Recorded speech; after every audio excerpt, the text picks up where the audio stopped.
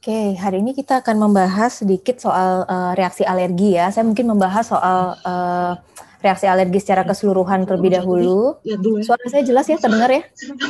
Kita sampai deg-degan, sampai kita salah-salah banget. Halo, suara saya jelas terdengar? Jelas, Hen, jelas. Oke. Soalnya tiba-tiba tadi ada suara-suara lain, aku jadi bingung. Oke, yaudah. Ini yang kita sama-sama belajar ya. Jadi kita tahu imunitas. Jadi imun kita itu sebenarnya ada dua bagian yang penting gitu. Kita harus tahu bahwa kita tuh punya imun alamiah yang namanya mungkin atau imun yang bereaksi dengan cepat atau immediate yang kita kenal sebagai innate, juga yang sebagai adaptif. Adaptif itu jadi imun yang kalau seandainya kita ini kayak acquired ya, jadi specific immunity. Jadi kalau ada sel antigen tertentu, maka tubuh kita akan melawan dengan lebih spesifik kayak gitu. Dan itu adalah proses proteksi diri kita. Nah, apabila kondisi imunitas kita itu tidak berfungsi sebagaimana mestinya, itu yang disebut sebagai defisiensi imun atau imun defisiensi. Nah, tetapi kalau imun kita terlalu berlebih atau malfunction, itu yang disebut sebagai hypersensitivity disease. Nah, ini yang kita seringkali salah kaprah nih ya. Kita kan hari ini kita mau membahas soal alergi. Nah, kita kebanyakan tuh beranggapan bahwa semua yang namanya hipersensitivitas itu adalah dianggap alergi. Jadi sebenarnya alergi itu apa sih kayak gitu ya. Nah, alergi itu sebenarnya adalah reaksi imunologis dari tubuh kita terhadap bahan atau sesuatu yang sebenarnya tidak berbahaya. Jadi kalau kita bisa bagi hipersensitivitas itu sebenarnya mungkin bisa dibagi menjadi 3 ya kalau secara garis besar. Jadi apakah itu bisa termasuk alergi? Jadi itu respon tubuh kita apabila kita berhadapan dengan sesuatu yang sebenarnya harmless, jadi tidak berbahaya, tetapi tubuh kita merespon secara berlebihan. Yaitu karena kita punya bakat terhadap bahan tersebut atau terhadap alergen tersebut sehingga menimbulkan respon imun yaitu yang kita sebut sebagai alergi. Dan itu biasanya bahan itu dari luar. Tetapi ada juga kalau kita kena bakteri dan kita merespon secara berlebihan itu juga bisa. Jadi yang kedua seperti itu juga bisa menimbulkan reaksi hipersensitivitas. Atau yang ketiga, kalau seandainya antigen tersebut atau bahan itu adalah dari dalam tubuh kita, tetapi kita mengenalinya sebagai sesuatu yang asing sehingga kita menyerang sendiri tubuh kita. Itu yang disebut sebagai autoimun. Jadi jangan salah kaprah kalau kita bingung membedakan apa itu alergi, apa itu autoimun, atau bagaimana mekanisme terhadap bakteri atau terhadap virus yang menyerang tubuh kita. Nah, yang kita mau bahas sekarang adalah alergi, yang maksudnya lebih jelas gitu ya, karena tema kita katanya soal alergi. Nah, cuman di orang awam, orang tuh menganggap semua reaksi dalam tubuh, kalau kita gatel-gatel, atau kayak kita tiba-tiba biduran, atau mungkin kayak tubuhnya tiba-tiba muncul pelentingan-pelentingan, semuanya dianggap karena alergi, karena dianggap karena saya habis makan sesuatu atau karena mungkin saya baru minum obat sesuatu terus timbul alergi. Nah, kita akan belajar masing-masing apakah benar itu alergi atau jangan-jangan itu adalah tipe hipersensitivitas yang lain. Kita kenal bahwa hipersensitivitas itu ada 4 macam ya. Jadi ada 4 tipe, itu berdasarkan Jel-Encums. Jadi ada tipe 1, tipe 2, dan tipe 3 maupun tipe 4. Perbedaannya jelas, jadi kalau yang tipe 1 itu dimediasi terutama oleh imunoglobulin A. Sementara tipe 2 dan tipe 3 itu kebanyakan dimediasi oleh IgM atau IgG, jadi imunoglobulin G atau M. Tetapi perbedaan dari tipe 2 dan tipe 3 ini jelas yaitu pada antigennya. Yang bereaksi kan antibodi di dalam tubuh kita, tetapi yang masuk yang berbeda yaitu antigennya. Kalau tipe 2, antigennya itu melekat pada sel target, jadi makanya disebut sebagai sitotoksik ya, jadi antigennya itu nempel di sel targetnya, jadi langsung bersamaan. Kalau kita lihat di gambar ini, kita lihat yang biru-biru ini antigennya, nah ini sel targetnya warna orange, nah kemudian dia akan diserang oleh antibodi kita, ini yang gambarnya huruf Y. Nah terus kemudian oleh sel kita, sel imunnya kita, dia akan dilakukan proses. Nanti kita akan belajar lebih lanjut prosesnya apa saja pada tipe 2 ini. Kemudian tipe 3 berbeda. Tipe 3 ini antigennya sifatnya soluble. Jadi dia beredar bebas di dalam tubuh kita gitu. Sehingga dia tidak terikat langsung seperti tipe 2 di sel target, dia terikat bebas dan dia akan diikat langsung oleh antibodi sehingga membentuk yang namanya imun kompleks. Makanya dia disebut sebagai immune complex mediated. Nah, kemudian imun kompleks ini dia akan bisa beredar dimanapun. Makanya kalau kita pernah tahu penyakit-penyakit seperti lupus atau penyakit-penyakit seperti serum sickness atau kayak rheumatoid arthritis, jadi tergantung di mana imun kompleks itu akhirnya menempel. Kalau dia menempelnya di sendi, dia kemungkinan akan jadi artritis. Tapi kalau dia menempelnya di ginjal, itu bisa menjadi kayak lupus nefritis atau glomerulonefritis juga bisa. Nah, sementara tipe 4 itu mereka melalui sel T ya. Jadi dimediasi oleh sel T. Dia bukan menggunakan antibodi tapi melalui sel T. Jadi ini sistemnya, dan dia mungkin nanti akan banyak dibahas oleh dokter kulit karena ini banyak banget penyakit kulit yang biasanya yang parah-parah ini yang kita kenal itu biasanya termasuk golongan tipe 4 ini kayak gini. Jadi dan itu biasanya berlangsung kalau kita habis makan obat atau mulai kena sesuatu, itu biasanya berlangsungnya delay, jadi lama. Jadi biasanya bisa beberapa hari, bahkan katanya bisa beberapa minggu seperti itu ya. Ini adalah gambarannya di sebelah kanan, kita bisa lihat ada kayak resum. Kalau kalian mau ngafalin yang tipe 1, tipe 2, tipe 3 itu gimana cara ngafalinnya? Ini kayak gini. Jadi yang di tipe 1 itu kita tahu kan IgE, depannya I. Jadi mungkin itu tipe 1. Tapi kalau yang 2 tadi kan ini bisa kelihatan ya, di situ gampang kalau antibody, IgM, IgG, sitotoksik itu tipe 2. Sementara kalau yang imun kompleks karena DC-nya itu tipe 3. Delayed karena D itu tipe 4. Ya bikin sekreatif mungkin supaya kalian bisa nggak tertukar-tukar tipe 1 yang mana, tipe 2 yang mana. Karena ini jelas, walaupun tipe-tipe kelihatannya sama, tapi ini semua menentukan bagaimana nanti kita akan menangani penanganannya lebih lanjut. Nah, mekanismenya bagaimana masing-masing tadi sudah saya jelaskan, mungkin lebih jelasnya nanti kita akan bahas lagi. Jadi yang tipe 1, kemudian yang tipe 2, tipe 3, tipe 4 ya. Dan mereka berbeda-beda caranya. Nah, ini kita mulai dari di tipe 1 terlebih dahulu ya. Tipe 1 itu yang disebut sebagai hipersensitivitas immediate atau yang tipe cepat. Nah, ini yang namanya alergi. Jadi, yang disebut sebagai alergi itu adalah sebenarnya merujuknya ke tipe 1 hipersensitivitas. Jadi, sebenarnya bukan tipe 2, tipe 3, tipe 4 tuh kita nggak bisa bilang alergi. Karena alergi itu kalau berdasarkan bahasa aslinya, dia itu adalah dia itu punya bakat terhadap suatu bahan yang memang biasanya dia punya kayak genetik ya, jadi ada yang namanya atopi. Jadi karena keturunan sehingga sel T-nya itu atau sel-sel yang akan nanti berperan dalam mengeluarkan sel efektornya itu lebih punya, dia memiliki genetik terhadap bahan tersebut yang dimana orang lain tidak respon atau tidak menimbulkan reaksi. Jadi contohnya seperti kita kena dust mite atau kita makan kacang. Tidak semua orang makan kacang terus akhirnya timbul alergi atau bisa terjadi reaksi bengkak atau reaksi gatal gitu. Tapi pada orang-orang yang alergi atau atopi pada tipe 1 ini, biasanya karena ada bakat sehingga bisa muncul keluhan seperti itu. Dan ini yang paling sering muncul ya. Jadi hipersensitivitas tipe 1 ini yang paling sering terjadi. Dan mekanismenya yaitu sering diperantari tadi sudah saya jelaskan oleh IgE yang kemudian nanti akan merangsang aktivasi dari sel mast dan itu akan mengeluarkan semua isinya, istilahnya kan dia memuntahkan isinya dan itu akan menimbulkan reaksi mulai dari gatal, terus bengkak, terus juga vasodilatasi dan itu semua akibat dari muntahan dari sel mast ini. Dan kemudian juga pada tipe yang lambatnya itu akan terjadi aktivasi dari TH2 juga eosinofil juga kayak gitu.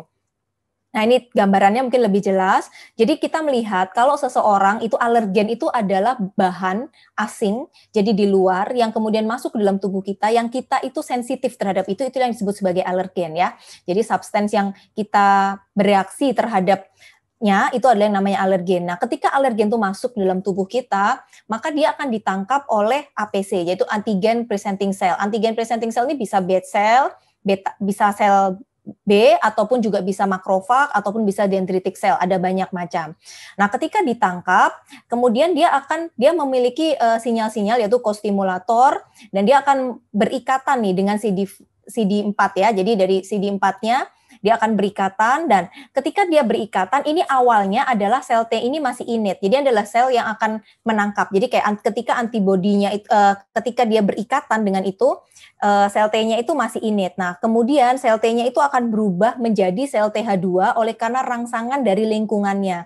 Terutama adalah karena rangsangan dari interleukin 4, interleukin 5 yang dihasilkan oleh sel dalam lingkungannya itu sendiri. Jadi dia akan berubah menjadi sel TH2 dan TH2 ini akan menghasilkan IL-4 yang akan semakin memproduksi sel B ini untuk akhirnya berubah menjadi sel plasma atau menjadi memory cell. Nah, ketika dia sudah berubah menjadi sel plasma dan memory cell, dia akan menghasilkan yang namanya IgE akan lebih banyak lagi.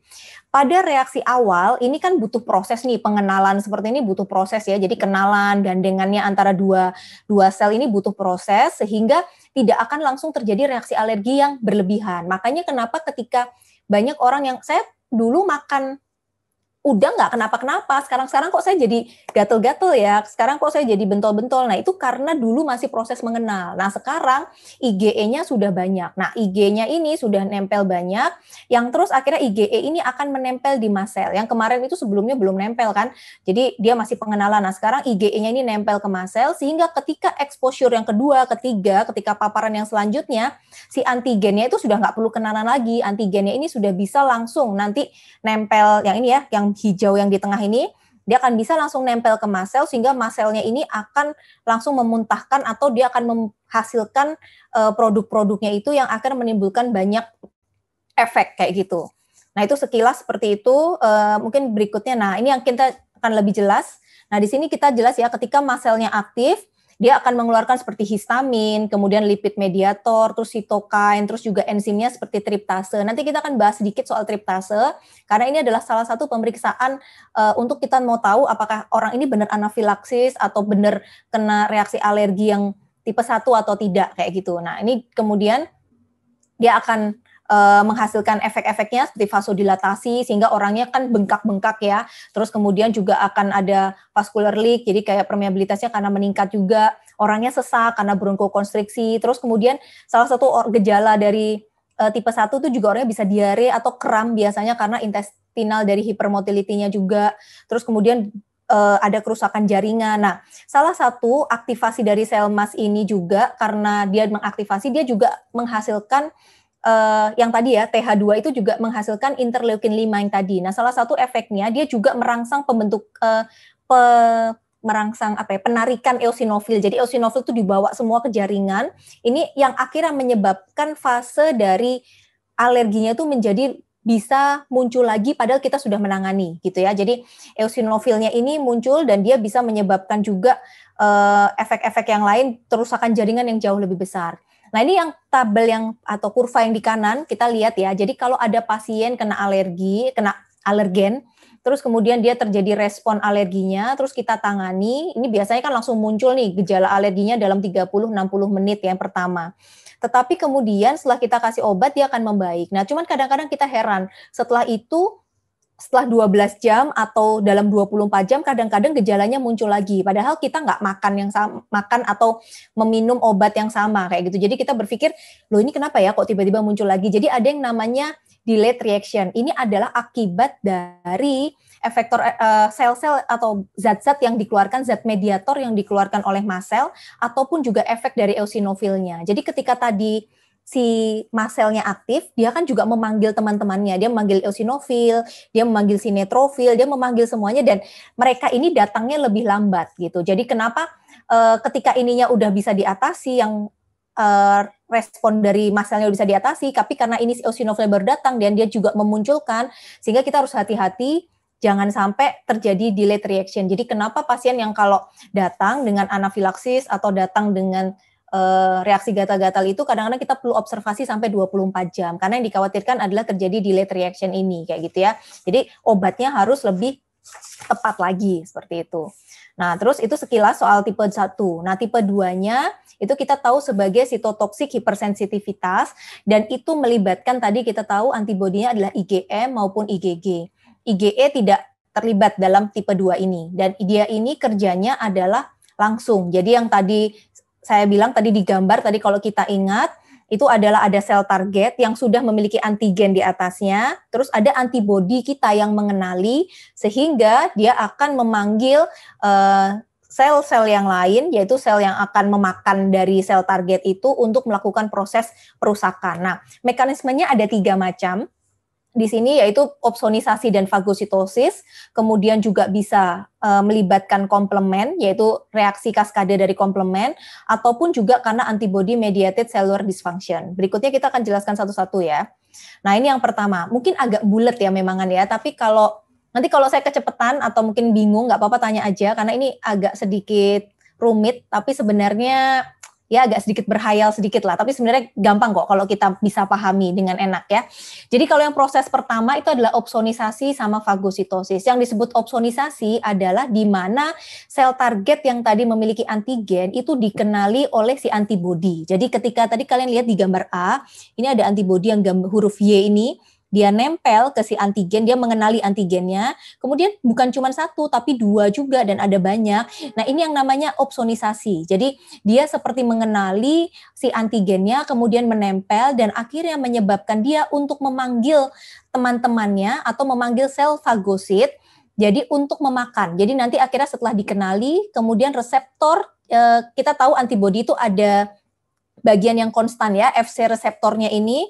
Jadi di bagian Fc reseptornya itu akan menempel ke si fagosit. Nah kemudian dia akan ikut memakan. Jadi akan dimakan seperti ini dan terus akhirnya dia masuk ke fagosom dan terus akhirnya ada enzim-enzimnya dikeluarkan dan akhirnya termakan dan sel targetnya itu akan hancur. Nah ini yang biasanya terjadi, salah satu contohnya adalah anemia hemolitik atau autoimun trombositopenik purpura. Jadi kalau seandainya kita makan obat, terus kemudian tiba-tiba HB kita rendah, atau tiba-tiba trombosit kita rendah, atau neutrofil kita yang rendah, itu mungkin salah satu kita kena hipersensitivitas tipe 2, karena di dalam tubuh kita ternyata ada antibodi terhadap obat tersebut, atau antigen atau bagian dari obat tersebut yang kita sensitif dan kita melawan itu sehingga muncul tipe hipersensitif tipe 2 ini. Terus yang kemudian yang kedua, ini mirip, yang kedua ini tipe proses yang kedua atau mekanisme yang kedua ini sebenarnya mirip dengan yang opsonisasi, tetapi dia tidak memakan secara langsung. Jadi tidak fagositosisnya itu kerja secara langsung, tetapi ketika si antibodi ini berikatan dengan antigen yang melekat pada sel target, dia merangsang sistem kaskade dari komplement. Nah, kita tahu bahwa terutama komplementnya adalah tipe klasik ya. Jadi dia akan merangsang C3, C4 gitu, C5, dia akan membelah sehingga akan menjadi reaksi dari kaskade komplementnya itu dan terus mereka akan membentuk yang namanya membran ektek kompleks kayak gitu dan akhirnya memecah, jadi menghancurkan. Jadi karena komplement itu terus dia akan menghancurkan sel target ini dan akhirnya menjadi lisis kayak gitu. Nah, C3, C4 atau C5 ini yang disebut juga sebagai anafilatoxin. Mereka kalau seandainya jumlahnya berlebih itu bisa juga menimbulkan reaksi yang mirip seperti tipe 1, tetapi nanti gejalanya sama seperti anafilaksis kayak gitu. Dan ini juga akhirnya menyebabkan inflamasi sama tissue injury. Nah, ini terjadi salah satu pada pemphigus vulgaris atau juga Goodpester syndrome. Kalau pada Goodpester syndrome ini kita tahu bahwa antigennya, jadi di dalam tubuh kita itu sudah ada antibodinya di paru sama di ginjal. Nah, ketika ada suatu antigen yang masuk, nah terus dengan sel target itu akan dilawan. Nah, kebetulan karena tempatnya di paru di ginjal, sehingga itu akan proses kerusakannya terjadi di situ. Jadi kalau ada orang yang batuk-batuk, batuknya bisa keluar darah, terus juga kencingnya juga ada hematuri, nah kita harus curiga jangan-jangan dia adalah Goodpester. Apalagi ada riwayat nih, jangan-jangan minum obat beberapa waktu sebelumnya, kayak gitu ya. Jangan-jangan dia adalah masuk ke hipersensitivitas tipe 2. Terus yang ketiga adalah antibody mediated cellular dysfunction. Jadi kalau pada mekanisme yang ketiga itu adalah akibat antibodi yang kita punya di dalam tubuh kita, tetapi pada organ tertentu. Salah satunya adalah pada Graves' disease ataupun myasthenia gravis. Nah, pada Graves' disease kita tahu, kalau kemarin mungkin pernah ikut tentiran yang tiroid, kita tahu bahwa tubuh kita itu kan menghasilkan thyroid stimulating hormone ya, dari otak menghasilkan thyroid stimulating hormone yang akan bekerja di kelenjar tiroid kita. Nah, di kelenjar tiroid kita punya yang namanya thyroid stimulating receptor. Jadi TSH itu akan nempel ke thyroid stimulating receptornya, di mana si kelenjar tiroid akan menghasilkan T4 maupun T3. Tetapi pada Graves' disease yang autoimun, itu akan ada yang namanya thyroid stimulating immunomodulator. Jadi dia akan semakin merangsang untuk pembentukan. Nah, kalau yang kemarin kita jelaskan bahwa kalau seandainya dia thyroid stimulating hormone itu dia memiliki negatif feedback. Jadi kalau dia udah berlebih, dia punya mekanisme negatif feedback ke atas, ke hipofisis, dia bilang oke, stop, saya udah selesai memproduksi. Jadi nanti dia diturunkan produksinya. Tetapi si TSI ini, thyroid stimulating immunomodulatornya ini, dia tidak bisa. Jadi dia tidak punya negatif feedback. Oleh karena itu, dia akan terus memproduksi sehingga T4, T3-nya jumlahnya berlebih dan akhirnya menjadi orang tuh menjadi Graves' disease dan gejala-gejala Graves-nya pun muncul. Atau juga bisa terjadi pada myasthenia gravis. Jadi kita tahu bahwa antara saraf dengan daerah muscle ya, jadi kita kan untuk bekerja otot itu butuh disarafi. Nah, istilahnya butuh rangsangan dari saraf gitu. Nah, di otot kita itu ada yang namanya asetilkolin reseptor. Nah, pada orang mistenia gravis, si asetilkolin reseptornya ini kita lihat yang pintu yang kanan bawah, yang hijau-hijau ini adalah reseptornya. Jadi dia ada reseptor untuk menerima asetilkolin, tetapi ternyata pada orang mistenia gravis ini ada antibodinya. Jadi ini menempel di reseptor, jadi kayak memblok pintunya. Jadi kayak pintunya itu dikunci, reseptornya itu diblok pagernya, sehingga asetilkolin yang dikeluarkan oleh saraf, jadi itu tidak bisa diterima oleh muscle fibernya, sehingga tubuh kita akhirnya lama-lama lemas. Padahal asetilkolin kan dibutuhkan untuk proses dari otot itu untuk bisa berkontraksi dan segala sesuatunya. Jadi itu adalah mekanisme terjadi karena proses hipersensitivitas juga kayak gitu ya. Itu adalah mekanisme. Nah, hipersensitivitas tipe 2 ini itu juga ada yang non autoimun. Jadi tidak berpengaruh karena yang tadi autoimun yang seperti tadi. Contohnya adalah pada kita ketika transfusi darah. Jadi kalau kita terima transfusi darah tapi kita salah golongan darah, itu bisa yang terjadi reaksi transfusi. Jadi karena memang bukan karena antibodi yang dari bukan antigen yang dari dalam tubuh kita, tetapi karena antigen yang diberikan dari luar. Jadi contohnya semisalnya golongan saya adalah golongan darah O, tapi saya menerima golongan darah A atau B dari orang lain. Jelas karena saya memiliki antibodi terhadap A dan B, sementara darah yang mau masuk ke saya itu memiliki antigen A dan B, sehingga pasti akan menimbulkan reaksi, karena pasti akan dilawan oleh antibodi yang saya miliki. Demikian juga pada kasus erythroblastosis fetalis. Kita tahu kalau ibu dan janinnya itu berbeda resus apabila anak pertama, jadi kehamilan pertama, janinnya itu resusnya positif, sementara ibunya resusnya negatif, maka ibu akan tiba-tiba mempunyai antibodi terhadap resus tersebut. Pada kehamilan pertama mungkin masih tidak terlalu masalah, tapi ketika ibu hamil yang kedua dan anaknya atau janinnya itu ternyata juga resusnya positif juga, jadi kan dia sudah punya antigen RH-nya. Nah, ibunya sudah terlanjur sudah membentuk antibodi terhadap RH-nya sehingga akan dilawan, sehingga anaknya akan mengalami yang namanya anemia hemolitik kayak gitu ya. Jadi dan kadang-kadang juga bisa menyebabkan terjadi hidrofetalis juga, dan ini bisa berbahaya juga pada kehamilannya. Jadi perlu ditangani lebih lanjut apabila ada kehamilan dengan perbedaan seperti ini, ada perbedaan resus dan kelainan darah seperti ini.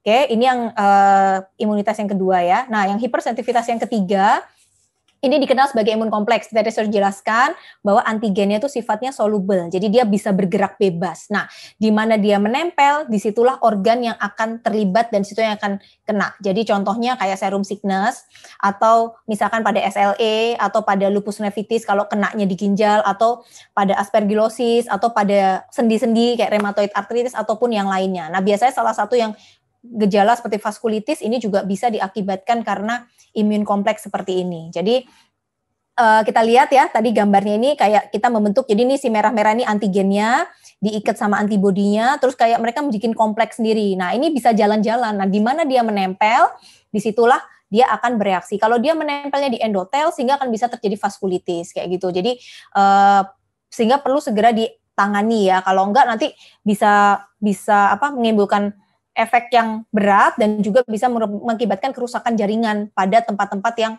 penumpukan deposit dari si imun kompleks itu tersebut. Oke. Nah, sekarang kita berbicara tentang hipersensitif tipe 4. Ini yang disebut sebagai cell mediated atau delayed type hypersensitivitas. Kalau di sini tipenya ada 4, tipenya ada 3 macam, bisa kontak, bisa tuberkulin, bisa granuloma. Tuberkulin ini salah satu kalau kita kayak tes mantuk ya. Jadi reaksinya itu bisa 48 sampai 72 jam, timbul local induration. Nah, histologinya ya istilahnya sel-sel yang berperan tuh bisa limfosit. Kebanyakan tuh pasti sel limfosit, bisa makrofag juga. Dan di sini biasanya disebabkan bisa karena antigennya di epidermal, kalau ini di intradermal, biasanya kalau yang kita suntikan, atau persisten antigen atau kayak pada TBC itu yang menyebabkan granuloma seperti itu. Mungkin nggak terlalu saya jelaskan banyak. Nah ini oke. Nah tipe 4 ini ada 4 subtipe. Jadi tipe 4 itu ada tipe A, tipe B, tipe C, tipe D. Dan ini sangat mempengaruhi juga nanti terakhirnya dia akan menjadi penyakitnya itu seperti apa. Dimediasinya sama-sama oleh sel T, tetapi beda. Kalau A ini sel T tipe 1 yang TH2, tipe TH1, TH2 yang di B. T yang C itu di sitotoksik atau di CD8. Kemudian kalau si D ini cuman limfosit T, cuman nggak jelas ini yang mana. Kemarin saya coba cari juga tertulisnya hanya limfosit T saja. Nah, isotokin yang berperan tipe A ini bisa interferon, TNF alfa, kalau tipe B ini bisa interleukin 4, 5 dan 13. Dan ini makanya karena interleukinnya hampir mirip-mirip dengan interleukin yang tadi juga dikeluarkan di tipe 1. Jadi kadang-kadang hipersensitivitas tipe 4 yang B ini bisa muncul di late phase. Jadi yang tadi di late phase dari tipe 1 hipersensitivitas. Jadi kayak bisa combine gitu ya. Jadi bisa kayak rangkep gitu antara ini, kayak gejala-gejala akhirnya tuh kayak hampir mirip kayak gitu. Nah, tipe C ini sitotoksik, ini salah satunya yang kita kenal, yang kita paling nggak suka kalau dapat kayak pasien SJS atau TEN ya. Jadi kayak semua mukosanya melepuh semua. Ini semua akibat dari efek dari sitotoksik. Nah, yang tipe 4 ini yang AGEP. Jadi acute generalized eczematus pustulosis, atau juga bisa pada psoriasis, juga bisa pada pustular psoriasis. Oke. Nah, sekarang saya lebih bahas di tipe 1. Ini yang karena kita berbicara soal alergi ya. Jadi kalau terjadi anafilaksis, apa yang kita lakukan? Ini sumber saya baca dari World Organization Allergy tahun 2020. Jadi kita harus jelas dulu nih, yang namanya anafilaksis apa sih? Apa semua orang gatal-gatal, bentol-bentol itu sebut anafilaksis? Jadi dari WOA itu menyatakan kita cukup mengikuti ada 2 kriteria 1 dan kriteria 2. Apabila salah satu itu terpenuhi, itu adalah yang kemungkinan besar itu anafilaksis. Kriteria pertama itu adalah adanya gejala yang melibatkan kulit. Jadi involvement of the skin atau mucosal tissue, atau bisa dua-duanya. Jadi skin atau mucosal tissue atau dua-duanya. Jadi bisa kayak hives itu kayak bendolan ya, kayak kita biduran gitu ya, biduran, atau pruritus gatel, atau juga bengkak di mulut, di bibir atau di lidah atau di daerah uvulanya. Bisa seperti itu. Jadi gejalanya harus melibatkan kulit atau jaringan mukosa, tetapi ini ingat, kalau ada cuman kulit saja dan harus diikuti salah satu dengan gejala berikut. Jadi kalau yang namanya anafilaksis, selain kriteria kulit dan mukosa tisu, harus ada gejala kalau nggak gangguan pernafasan breathing, atau gangguan sirkulasi, atau gangguan dari gastrointestinal. Jadi kalau seandainya misalkan hanya gejalanya itu cuman kulit aja, cuman bengkak doang, cuman angioedem doang, itu nggak bisa disebut anafilaksis. Anafilaksis harus ada gejala kulit ditambah salah satu dari 3 gejala ini. Bisa gangguan pernafasan, atau gangguan sirkulasi, atau gastrointestinal. Atau yang lainnya, atau yang kedua, gejala yang kedua adalah akut onset terjadinya hipotensi atau bronkospasme. Jadi tiba-tiba orangnya tensinya turun dalam beberapa menit ya. Ini semua harus timbul dalam beberapa menit atau beberapa jam saja ketika sudah terekspor dengan sesuatu. Jadi hipotensi atau bronkospasme atau laryngeal edem itu kemungkinan besar dia adalah anafilaksis walaupun tidak diikuti oleh kelainan kulit. Nah, kriteria kedua ini nggak perlu kelainan kulit, tapi kalau tiba-tiba pasien itu tiba-tiba hipotensi atau sesak nafas mendadak dan ternyata memang ada spasme di bronkus, atau edemnya laring tiba-tiba karena habis makan sesuatu atau karena minum obat. Nah, tanpa ada efek gatal-gatal atau kayak kemerahan atau mungkin edema di tempat lain, itu bisa dianggap sebagai kriteria anafilaksis. Jadi ini kriteria yang baru. Dulu kriterianya ada 3 macam, tapi kriteria yang terbaru dari WOA tahun 2020 sudah lebih peringkas gitu ya, jadi lebih gampang kayak gitu ya. Jadi kita harus tahu dulu nih yang namanya anafilaksis seperti apa. Enggak semua yang gatel itu disebut sebagai anafilaksis ya. Nah, patogenesisnya kita tahu yang pertama jelas, karena tadi kita jelas bahwa anafilaksis ini paling sering adalah hipersensitivitas tipe 1, jadi kemungkinan dia adalah IgE dependent. Jadi dia itu sangat tergantung dengan IgE. Atau yang kedua adalah non-IgE. Jadi dia tidak tergantung dari IgE. Nah, kalau IgE dependent ini salah satunya seperti tadi mekanismenya sama seperti mekanisme tipe 1 tadi.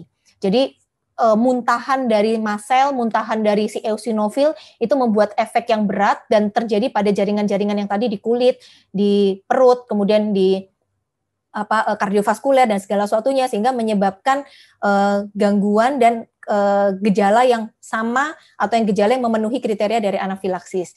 Ini yang IgE dependent. Jadi seperti kita dan ini biasanya pasti ada bakat. Jadi punya riwayat juga kayak gitu ya. Nah, terus kedua yang non IgE dependent itu bisa kita bagi 2, yaitu imunologik atau non imunologik. Kalau imunologik artinya dia tidak melalui IgE, tetapi saya bilang tadi sudah saya jelaskan seperti yang di tipe 2 atau di tipe 3, dia bisa merangsang sistem komplement. Jadi kaskade komplement itu dirangsang sehingga dia membentuk yang namanya C3, C5A yang aktif, dan itu yang disebut sebagai anafilatoxin. Dan itu yang menyebabkan gejala-gejalanya mirip sama seperti anafilaksis. Tapi ya terapinya sama, bukan berarti karena dia bukan IgE terus kemudian tidak diterapi gitu ya, tetap terapinya sama gitu. Mereka anafilaksis juga, tapi dia adalah yang IgE independen, yang imunologik mekanisme. Tapi yang independen, yang yang bebas, yang bukan IgE, tetapi yang non imunologik itu biasanya karena rangsangan terhadap mast cell. Jadi kayak ada orang yang biasanya olahraga, terus keringetan atau kena panas atau kena dingin, terus kemudian tiba-tiba gatel-gatel itu. Nah, kemungkinan besar dia bukan non imunologik. Sampai sekarang mereka memang mekanismenya itu masih belum jelas. Kenapa bisa merangsang mast cell secara langsung? Jadi tanpa melalui IgE, tanpa melalui komplement, tapi tiba-tiba mast cell-nya aktif dan akhirnya memuntahkan zat-zat mediatornya, akhirnya menyebabkan kita jadi gatel-gatel atau kita jadi beruntusan. Padahal tidak melalui mekanisme imunologik yang seperti yang tadi kita jelaskan gitu ya. Jadi yang ini agak sedikit mekanismenya kata belum terlalu jelas bagaimana. Cuman yang jelas kalau dilihat itu karena mast cell-nya tiba-tiba aktif secara sendirinya. Nah, yang terakhir adalah namanya idiopatik. Jadi anafilaksis idiopatik itu kita sebut sebagai idiopatik apabila kita masih belum bisa menemukan triggernya yang pasti. Jadi penyebab jelasnya ini masih belum bisa ketahuan gitu. Kalau belum bisa ketahuan, makanya kita sebut sebagai idiopatik gitu. Jadi kalau kita udah coba cari tapi nggak ketahuan, baru kita sebut yang namanya idiopatik. Jadi kayak kriteria eksklusi semuanya, kita nggak jelas ini kenapa, tapi reaksi anafilaksis, makanya kita sebut idiopatik. Oke, nah ini penyebabnya mungkin udah tahu semuanya lah ya. Ini bisa dari makanan, bisa dari gigitan serangga, atau juga dari obat-obatan. Obat yang paling sering analgetik itu paling sering, antibiotik, golongan penisilin, atau beberapa golongan sulfa, itu juga ada beberapa yang mereka bisa membuat anafilaksis. Jadi harus hati-hati. Dan makanan terutama yang kandungan protein, karena protein itu yang biasanya antigen yang cukup istilahnya cukup sering membuat alergi karena bakat-bakat tertentu yang dimiliki oleh beberapa orang atau keluarga gitu. Nah, ini terapinya ya. Prinsip dari anafilaksis itu harus ada acute management sama nanti long term management. Jadi bukan cuma kita menangani sesaat, tapi kita juga harus menangani jangka panjangnya. Kalau acute manajemennya jelas itu adalah kita harus tahu nih kira-kira apa yang menjadi penyebabnya. Kemudian kita singkirkan penyebabnya itu. Nah, kemudian apabila kita sudah curiga bahwa itu anafilaksis, maka langsung berikan. Idealnya untuk orang dewasa itu bisa diberikan langsung 0,5 mg ya. 0,5 mg atau 0,5 cc dari adrenalin. Biasanya adrenalin yang dijual itu sudah 1/1000. Jadi nggak perlu diencerkan lagi. Dan ingat seperti tadi, karena pada fase tipe 1 itu biasanya bisa terjadi delayed phase, jadi harus diobservasi walaupun dia sudah enakan setelah kita kasih adrenalin, tetap harus dievaluasi kurang lebih 6-12 jam. Bahkan kalau dia juga terjadi hipotensi, itu bisa kita evaluasi sampai 24 jam. Minimal kita harus lihat 24 jam, kalau dia memang membaik, baru biasanya pasien boleh dipulangkan, kayak gitu ya. Oke, yang ini prinsipnya sama, jadi nggak usah saya jelaskan, nanti yang ini aja. Oke, jadi prinsipnya kalau ada pasien anafilaksis, kita harus jelaskan terjadi gangguan pernafasan nggak? Jadi kardiovaskulernya bermasalah atau tidak? Kalau seandainya memang kriteria tadi sudah memenuhi dan ada gangguan pernafasan, ya jelas ABCD-nya harus tetap kita kerjakan. Jadi lakukan bebaskan airway, breathing, circulation-nya harus, kemudian langsung segera ambil adrenalin atau epinefrinnya segera diambil, jadi langsung berikan 0,5 intramuskuler. Jadi kalau pasiennya udah kalian temukan pasien itu misalkan datang ke UGD udah sesek, udah tensinya udah turun, udah ada bengkak-bengkak, jadi langsung suntikan, nggak perlu lagi buka baju, nggak perlu buka celana, langsung suntikan saja, karena itu sifatnya sito, jadi langsung suntikan. Biasanya suntikannya adalah di paha yang bagian tengah di anterolateral, jadi mid anterolateral dari tight. Jadi di agak bagian tengah tapi agak depan samping gitu ya. Bilangnya mid anterolateral tight, itu suntikan langsung sebanyak 0,5 0,5 ml atau 0,5 mg kayak gitu epinefrin. Dan kemudian tahan kurang lebih 3-10 detik ya. Jadi jangan buru-buru langsung diangkat. Jadi biasanya karena habis suntikan, tahan dulu 3-10 detik terus baru dilepas kayak gitu. Nah, terus observasi kalau seandainya habis, lalu kita tim ya biasanya terus pasang infus, kalau itu di UGD pasang infus, pakai oksigen dan istilahnya langsung kita tangani semua sirkulasinya. Nah, kalau dia masih belum respon bisa diulang 5-15 menit.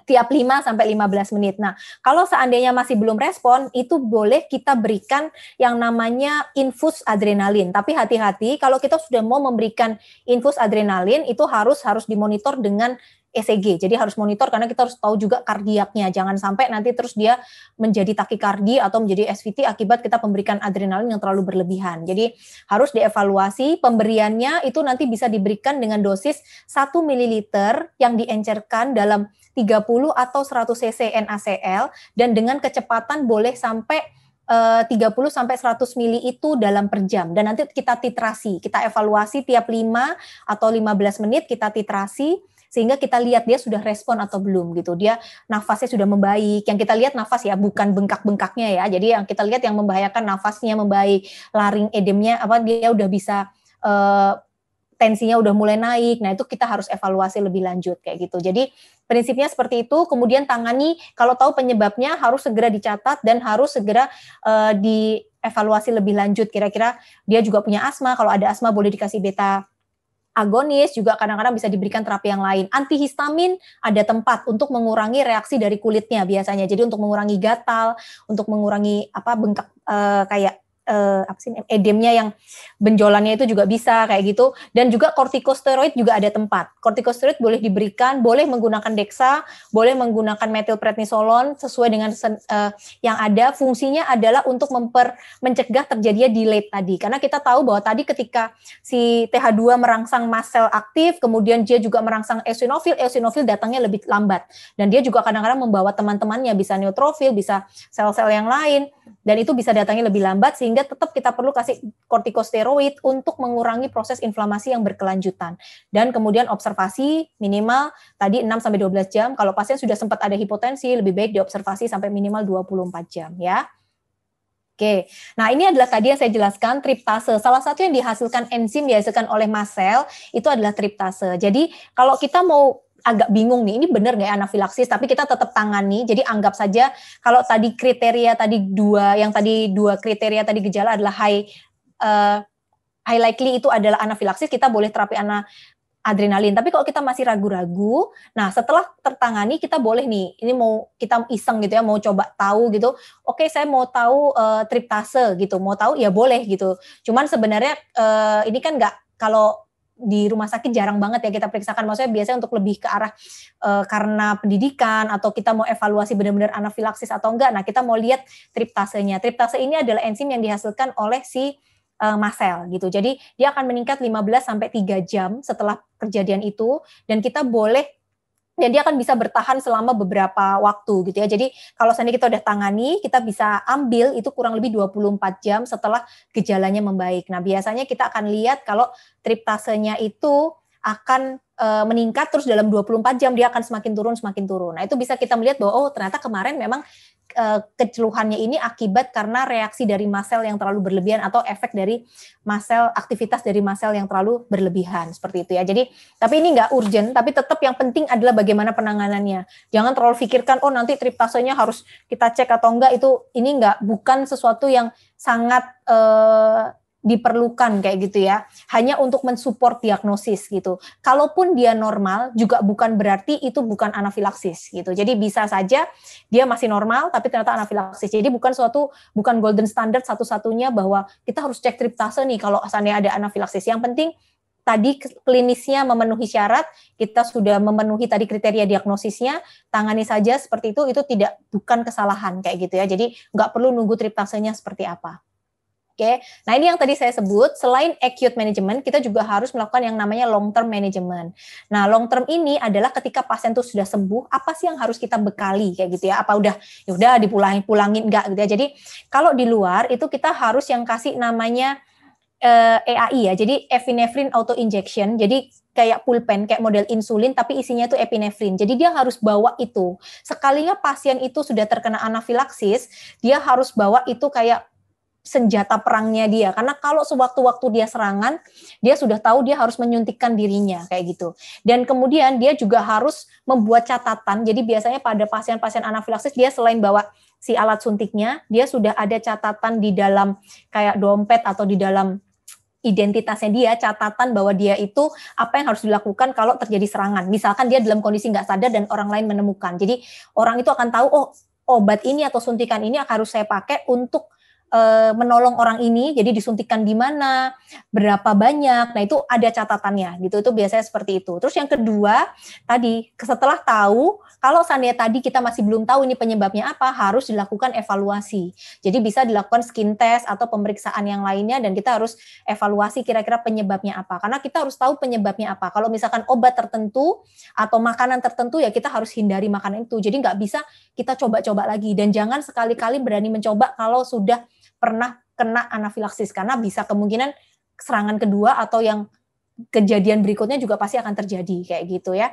Terus yang ketiga tadi, jadi seringkali kita juga bisa mencegah terus juga lakukan yang namanya imunomodulasi. Jadi untuk mencegah supaya karena kita tahu yang tadi apa aja sumbernya, jadi kita bisa cegah itu supaya tidak berulang. Kemudian kadang-kadang bisa juga dilakukan imunomodulasi, yaitu supaya untuk mengurangi reaksi dari anafilaksis itu. Jadi supaya suatu saat kita tidak akan timbul reaksi yang sama seperti itu ya. Oke, nah ini ada salah satu clue saja, sebelum kita selesai, ini yang terakhir. Jadi kalau seandainya kita berikan penisilin, itu nggak cuma tipe 1. Jadi penisilin itu bisa menyebabkan berbagai macam reaksi. Dia bisa menyebabkan tipe 2, kayak hemolitik anemia itu juga bisa terjadi kalau pada pemberian orang-orang penisilin. Jadi jangan identikan pemberian obat penisilin kayak amoksisilin terus karena gatal-gatal oh dia pasti tipe 1. Nggak selalu alergi ternyata kan. Jadi bisa aja hipersensitivity 2, bisa juga tipe 3 yang menyebabkan serum sickness atau tipe 4 juga bisa akhirnya menyebabkan tadi kayak dermatitis kontak atau bisa menyebabkan jadi SJS atau kelainan-kelainan kulit yang lainnya kayak gitu. Nah, dan kemudian ada yang tadi kita lihat ya kalau tadi dilihat di pemicu dari anafilaksis, kita kan tadi ada beberapa kali ada radio kontras nih. Nah, radio kontras itu kan kayak kita mau CT scan terus menggunakan kontras atau MRI dengan menggunakan kontras. Dia pun juga bisa menyebabkan reaksi hipersensitivitas. Tapi ada perbedaannya. Kalau dia non IgE, jadi yang disebabkan oleh karena komplement, jadi karena aktivitas dari komplement, itu dia bisa dicegah oleh kortikosteroid dan antihistamin. Jadi bisa dengan pemberian kortikosteroid dan antihistamin itu bisa mencegah sehingga tidak terjadi.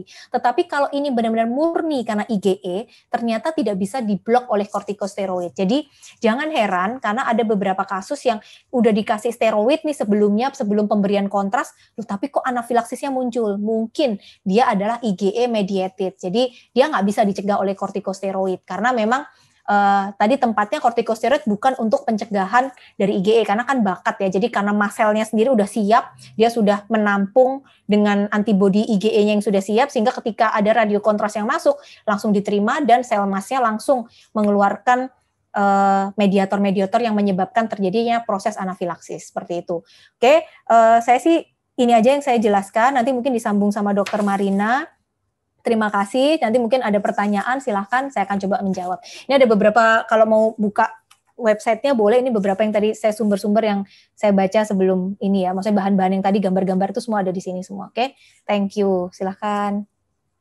Terima kasih Dokter Heni. Selanjutnya langsung aja Dokter Marina, silahkan. Oke. Sebentar ya.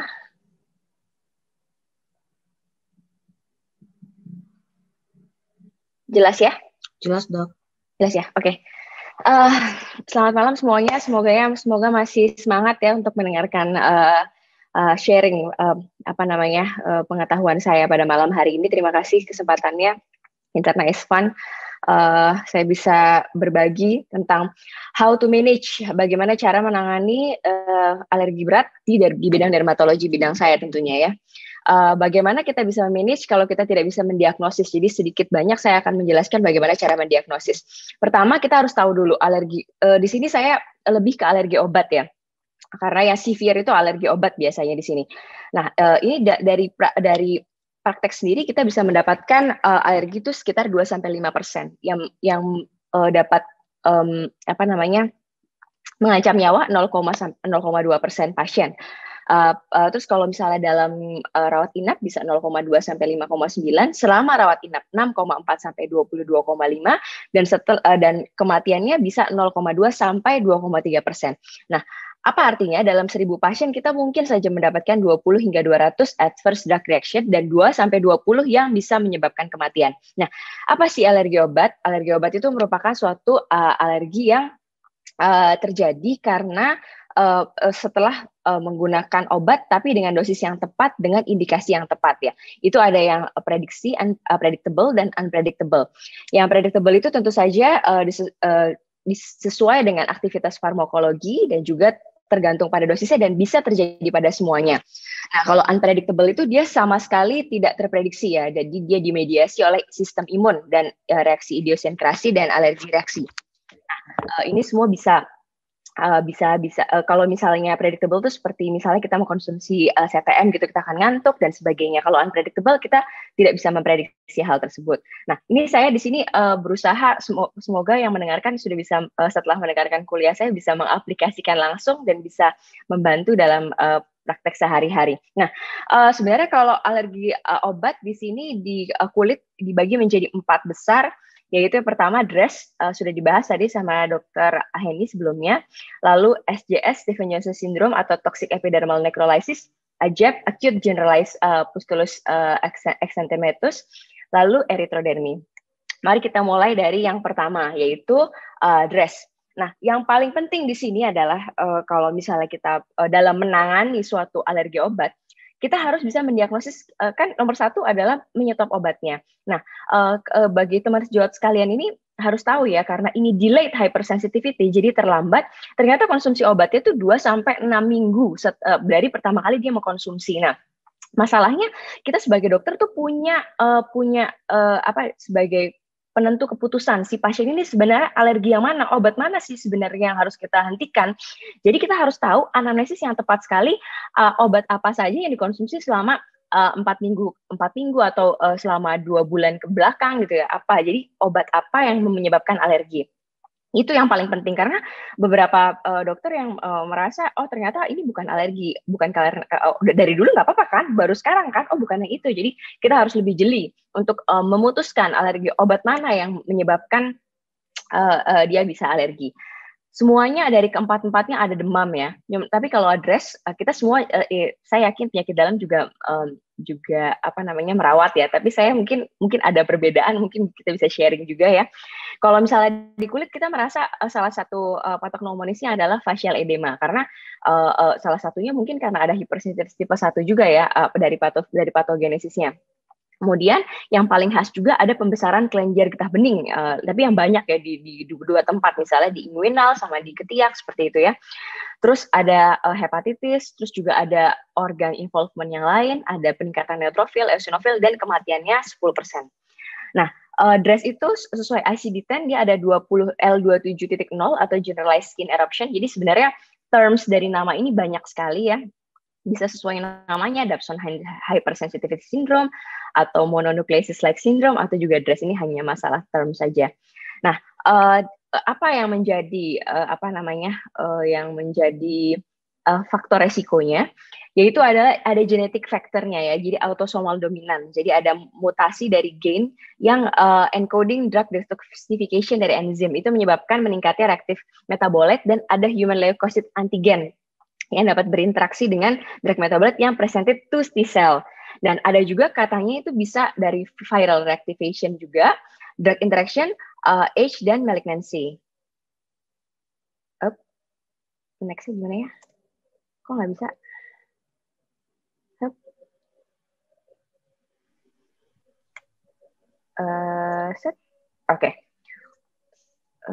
Oke. Jadi suggested immune model ya. Jadi kalau misalnya patofisiologi yang sudah dijelaskan sama Dr. Hedi sebelumnya, kalau DRESS ini biasanya yang saya baca campuran dari hipersensitivitas tipe 1, tipe 3, dan tipe 4.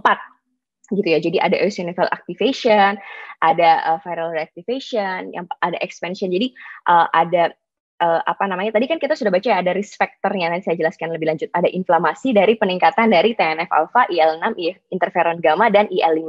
Nah, kita bisa lihat di sini gambarannya ya. Jadi ada risk factor-nya adalah salah satu, jadi pasien itu mungkin saja terinfeksi dengan virus. Contohnya adalah HHV 6 apa 7, CMV dan EBV seperti itu ya.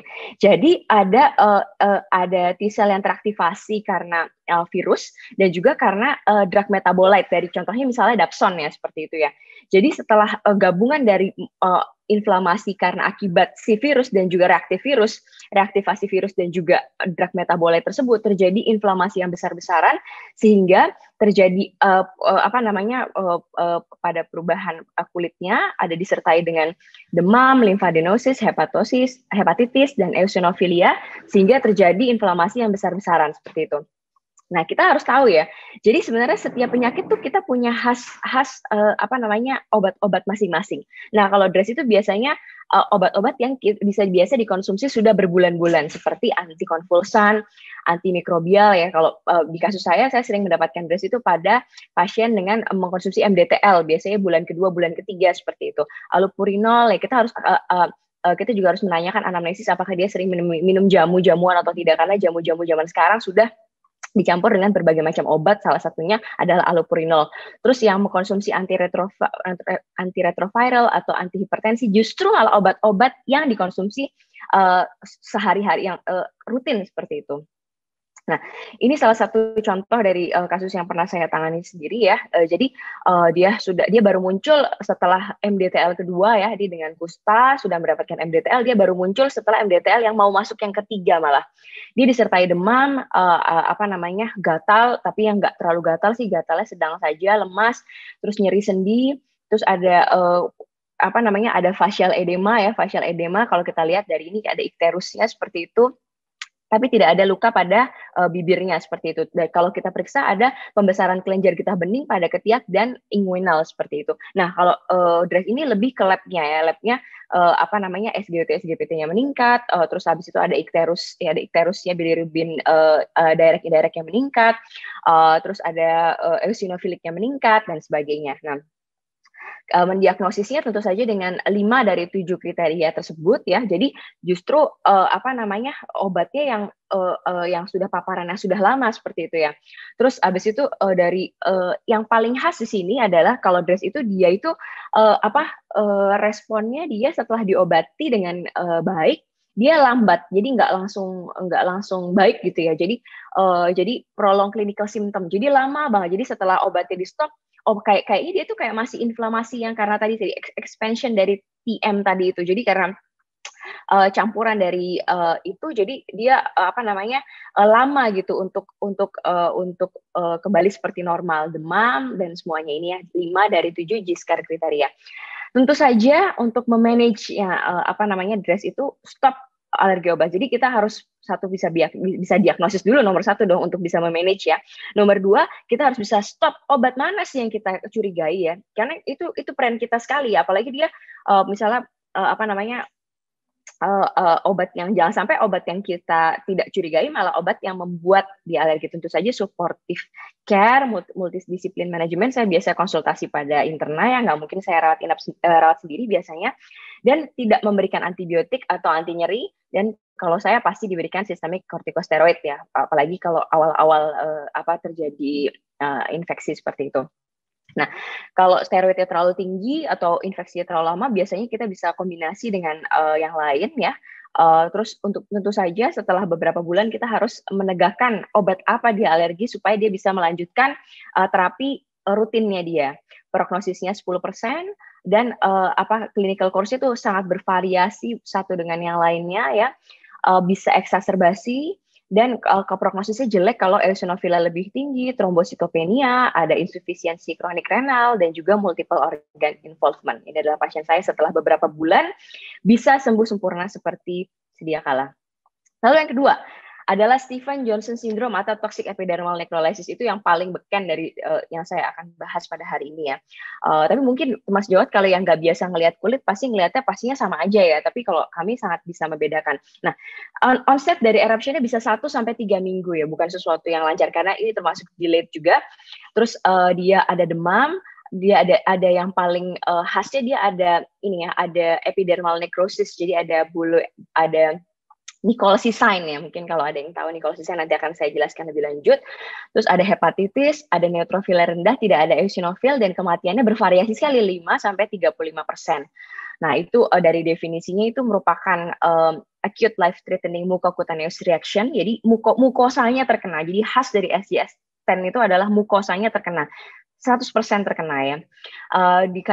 Ciri-cirinya dia nekrosis pada seluruh tubuh, karena jadi bayangkan kalau misalnya epidermis itu kan ada 5 lapis ya, lem antar epidermis sama dermis itu dia lepas, jadi kalau nggak bisa nempel kan otomatis dia kalau digeser kan dia pasti lepas gitu kulitnya ya, itu maksudnya detachment of epidermis atau Nichols sign yang kita sebut sebagai Nichols sign.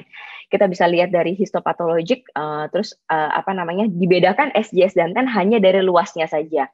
Kalau SJS itu kurang dari 10%, kalau SJS10, jadi ada tengah-tengah SJS10 10-30%, kalau 10 itu lebih dari 30%, itu hanya dari luas tubuhnya saja. Kita bisa membedakan tidak hampir sama, jadi hampir sama tidak bisa dibedakan, cuman prognosisnya lebih ke prognosis dan luas, karena luas area yang terkena dan prognosisnya yang sangat mempengaruhi prognosisnya. Jadi luasnya sangat mempengaruhi prognosis dari penyakit ini. Apa yang menjadi etiologi? Nomor 1 adalah obat, dan katanya bisa juga dipicu juga sama infeksi dari herpes simplex virus dan juga mycoplasma. Nah, kita juga harus tahu nih obat-obatan. Jangan sampai kita sebagai dokter semuanya alergi ya, karena sekali kita ngomong dia alergi paracetamol atau alergi kortikosteroid, dia akan bawa itu seumur hidup ya. Nah, nanti begitu dia sakit sesuatu, dia butuh obat tertentu, dia jadi bilang, loh kata dokter A, saya nggak bisa nih pakai obat yang ini.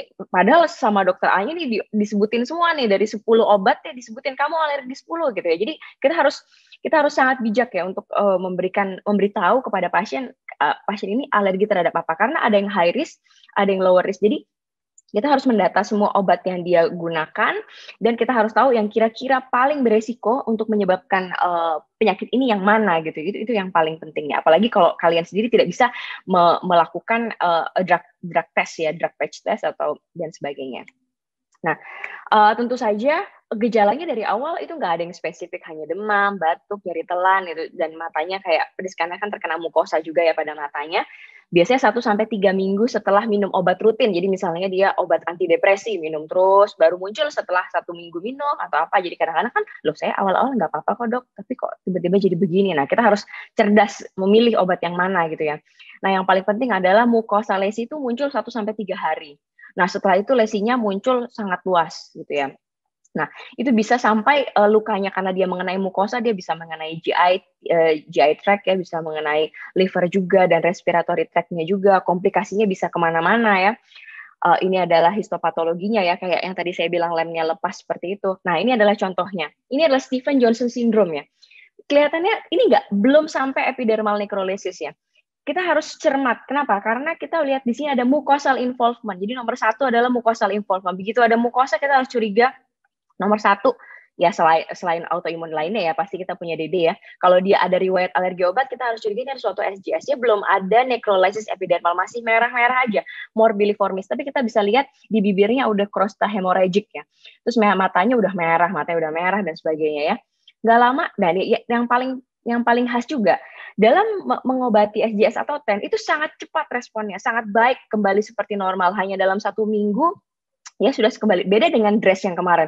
DRESS itu kita udah kasih obat selama 2 minggu, 4 minggu gitu tuh, kayak bentuknya kok kayak belum kayak bener nggak sih ini diagnosisnya. Kayak kadang-kadang dokter tuh suka bertanya-tanya, ini sebenarnya kita bener nggak sih ini ngobatin si hypersensitivity syndrome yang tadi itu, DRESS tadi itu. Yang paling membedakan DRESS itu tap off dari kortikosteroid itu sangat lambat dan sampai berbulan-bulan. Nah, kalau SJS atau TEN ini hanya cukup 1 minggu, tap off cepat saja, hasilnya sudah sangat bagus dan sangat kembali seperti normal seperti itu. Nah, ini SJS dan TEN overlap, cuma dia terlambat ya. Kita terlambat mendiagnosis. Mungkin dia sudah ke beberapa dokter, dia akhirnya jadi sudah terjadi epidermal necrolysis seperti ini ya. Dia kalau sudah sampai seperti ini bahkan bisa berbulan-bulan untuk kembali ya. Nah, ini kalau toxic epidermal necrolysis ini karena HIV ya, karena mengkonsumsi obat antiretroviral. Ini saya nggak foto kakinya, ini kelaminnya luka, kaki-kakinya juga luka ya. Ini pada HIV ini juga ya. Ini juga cepat sekali. Ini hanya dalam 1 sampai 2 minggu dia sudah kembali seperti semula ya. Ini pada luka jadi matanya udah luka, bibirnya luka ya dan sebagainya. Nah, apa yang paling penting di sini? Jangan sampai kita cuma mikirin bagi how to manage. Kita mikir how to early diagnose, itu yang paling penting. Gimana kita bisa mendiagnosis dari awal. Dan biasanya kadang-kadang mereka nggak ke dokter kulit dulu. Kadang-kadang mereka bisa kemanapun ya. Bisa kemanapun. Bagaimana jadi? Ini adalah pasien saya, dia baru hari kedua. Dia tidak ada mucosal involvement maksudnya di matanya dia nggak, di badannya bersih sekali ya, berbadannya bersih, matanya tidak ada perih-perih, dia cuma nyeri telan aja, sama ada krusta hemoragik di bibir sama ada beberapa papul. Jadi begitu kita udah tahu dia ada kontak sama obat, baru atau obat yang dia konsumsi secara rutin seperti itu, terus ada krusta hemoragik, ada fever dan sebagainya, langsung saja kita terapi dengan kortikosteroid. Kalau kami kortikosteroid dan perbaiki keadaan umum, langsung 4 hari, 5 hari udah seperti orang normal. Jadi early diagnosis itu menurut saya penting sekali, dan dia harus mengingat-ingat obat apa tentu saja yang dia alergi seperti itu ya. Dan tentu saja kita harus bisa membedakan dengan penyakit yang lain, tapi saya pikir ini bisa kita lewati ya. Tentu saja treatmentnya nomor 1 early diagnosis dan menyetop obat yang kita curigai. Terus tentu saja kalau semakin luas kita semakin khusus perawatannya. Tentu saja semua suportif terapi ya. Biasanya kami sih tetap mengkonsulkan kepada penyakit dalam untuk perbaikin keadaan umumnya ya, dan tentu saja jangan lupa matanya juga harus kita konsulkan ke mata. Kalau kami di kulit pasti kita kortikosteroid ya. Kalau misalnya penyakit dalam kayaknya enggak, pasti punya cara yang berbeda. Prognosisnya kita punya skor 10 ya, skor 10 semakin luas, semakin prognosisnya semakin buruk seperti itu. Bagaimanapun untuk mendapatkan hasil yang baik, bagaimana perbaikan cairan, terus bagaimana kan mukosanya dia luka semua, jadi bagaimana kita bisa memberikan asupan yang adekuat gitu ya. Terus seimbang elektrolitnya, antibiotik biasanya pada SJS kami tetap memberikan antibiotik, namun antibiotiknya yang paling minimal resiko untuk terjadi alergi seperti itu. Kemudian kortikosteroid tentu saja tergantung dari 1 sampai 1,5 mg per kilogram berat badan seperti itu. Dan yang paling penting adalah kita harus setelah selesai itu semua, kita harus melakukan drug patch test ya, karena ini delayed hypersensitivity, kita harus tahu dia alergi terhadap apa gitu. Kalau nggak ada sebenarnya kita bisa bikin sendiri ya, ada as is namanya ya, seperti itu. Oke, yang ketiga adalah AGEP ya, atau acute generalized exanthematous pustulosis. Nah, yang paling khas dia munculnya cepat, begitu diminum dia langsung 48 jam dia muncul ya, dalam 1 minggu. Tentu saja ada demam. Nah, yang paling khas dia di sini adalah pinpoint pustul. Jadi dia kecil-kecil pustulnya, tapi dia pustulnya hanya subkorneal, jadi dia gampang pecah dan sebagainya. Ada pembesaran kelenjar getah bening. Nah, yang paling khas di sini adalah dia neutrofilnya tinggi. Kadang-kadang didapatkan eosinofilik maupun mortality-nya kecil ya, 5% ya, nggak kecil sih, maksudnya ya paling kecil di antara yang lain. Nah, yang paling khas dia kecil-kecil gini ya, pustulnya kecil, dan tentu saja dia biasanya ada hubungannya dengan obat yang dia konsumsi. Dia biasanya demam, leukositosis, seperti itu ya.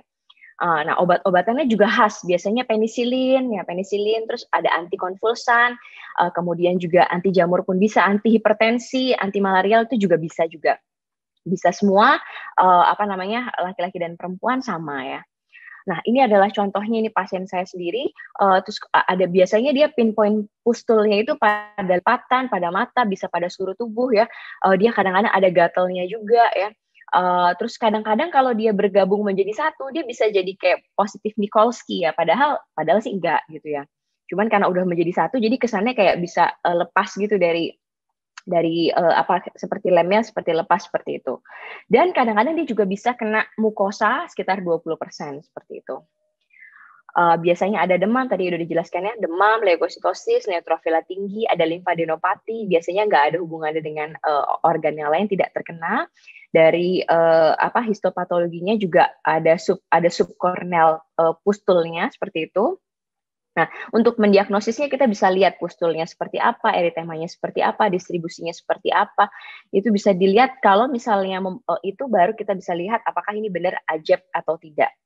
Nah, ini adalah yang paling khas di sini manage-nya adalah dari AJEB ini adalah dia adalah self-limiting ya. Sorry, tadi aku belum jelasin ya. Ini, dia self-limiting setelah di stop obatnya. Jadi kita hanya butuh simptomatik aja sama kortikosteroid karena kalau AJEB itu dia adalah hipersensitivitas tipe 4D ya. Kita kortikosteroid aja. Nah, yang paling ini self-limiting ini penting untuk kita ketahui karena kalau kita nggak tahu, kita bisa bom sama antibiotik macam-macam gitu loh. Kita kasih A, kita kasih B, kita kasih C. Padahal kalau kita tahu AJEB dari awal, loh, tenang aja, ini bakal baik kok. Dalam 2 minggu ke depan ini akan baik. Kita hanya kasih simptomatis aja, kortikosteroid dia akan baik bahkan dengan sendirinya. Cuman kalau misalnya itu luas ya kita tetap tetap harus waspada ya. Tentu saja dengan memperhatikan kebutuhan elektrolit dan yang lainnya. Nah, seperti ini ya contohnya, awal-awalnya gini, nanti dia akan semakin banyak. Ini AJEB seperti ini ya, jadi pinpoint pastel ya, setelah dilihat dia lama-kelamaan akan baik. Terus terang kita juga kebingungan, karena setelah kita kasih obat itu ternyata dia memang akan meluas, lalu dia kering sendiri seperti itu. Jadi karena dia self-limiting disease, jadi mungkin di sini kalian akan lebih pede gitu ya, kalau melihat pasien, oh tenang, ini dia akan self-limiting disease dalam waktu 15 hari, seperti itu. Ini adalah sebelum dan sesudah, seperti itu ya. Nah, ini DD-nya ya, tapi kita harus tetap waspada dengan diferensial diagnosis yang punya pinpoint pastel, nggak cuma AJEB aja, dia ada Sneddon-Wilkinson dan psoriasis pustulosis. Tapi tentu saja 2 penyakit yang lain ini nggak mungkin cuma 2 hari aja. Nggak mungkin cuma 15 hari aja, dan dia nggak self-limiting disease, dia harus diobati dengan seksama ya. Itu kita bisa lihat dari anamnesisnya ya. Apakah dia pernah punya psoriasis sebelumnya, apakah dia pernah seperti ini sebelumnya, seperti itu. Jadi sebenarnya sangat bisa dibedakan dengan diferensial diagnosis yang lainnya. Jadi nomor 1 penanganannya stop obat yang kita curigai, ingat dia self-limiting disease, dan kita mencegah dari obat dari treatment yang tidak perlu, itu yang paling penting. Oke, yang keempat, yang terakhir adalah erythrodermia. Erythrodermi itu biasa terjadi kalau dia bisa underlying disease-nya banyak sekali. Kalau karena obat dia bisa 1-3 minggu atau beberapa minggu setelah paparan obat ya.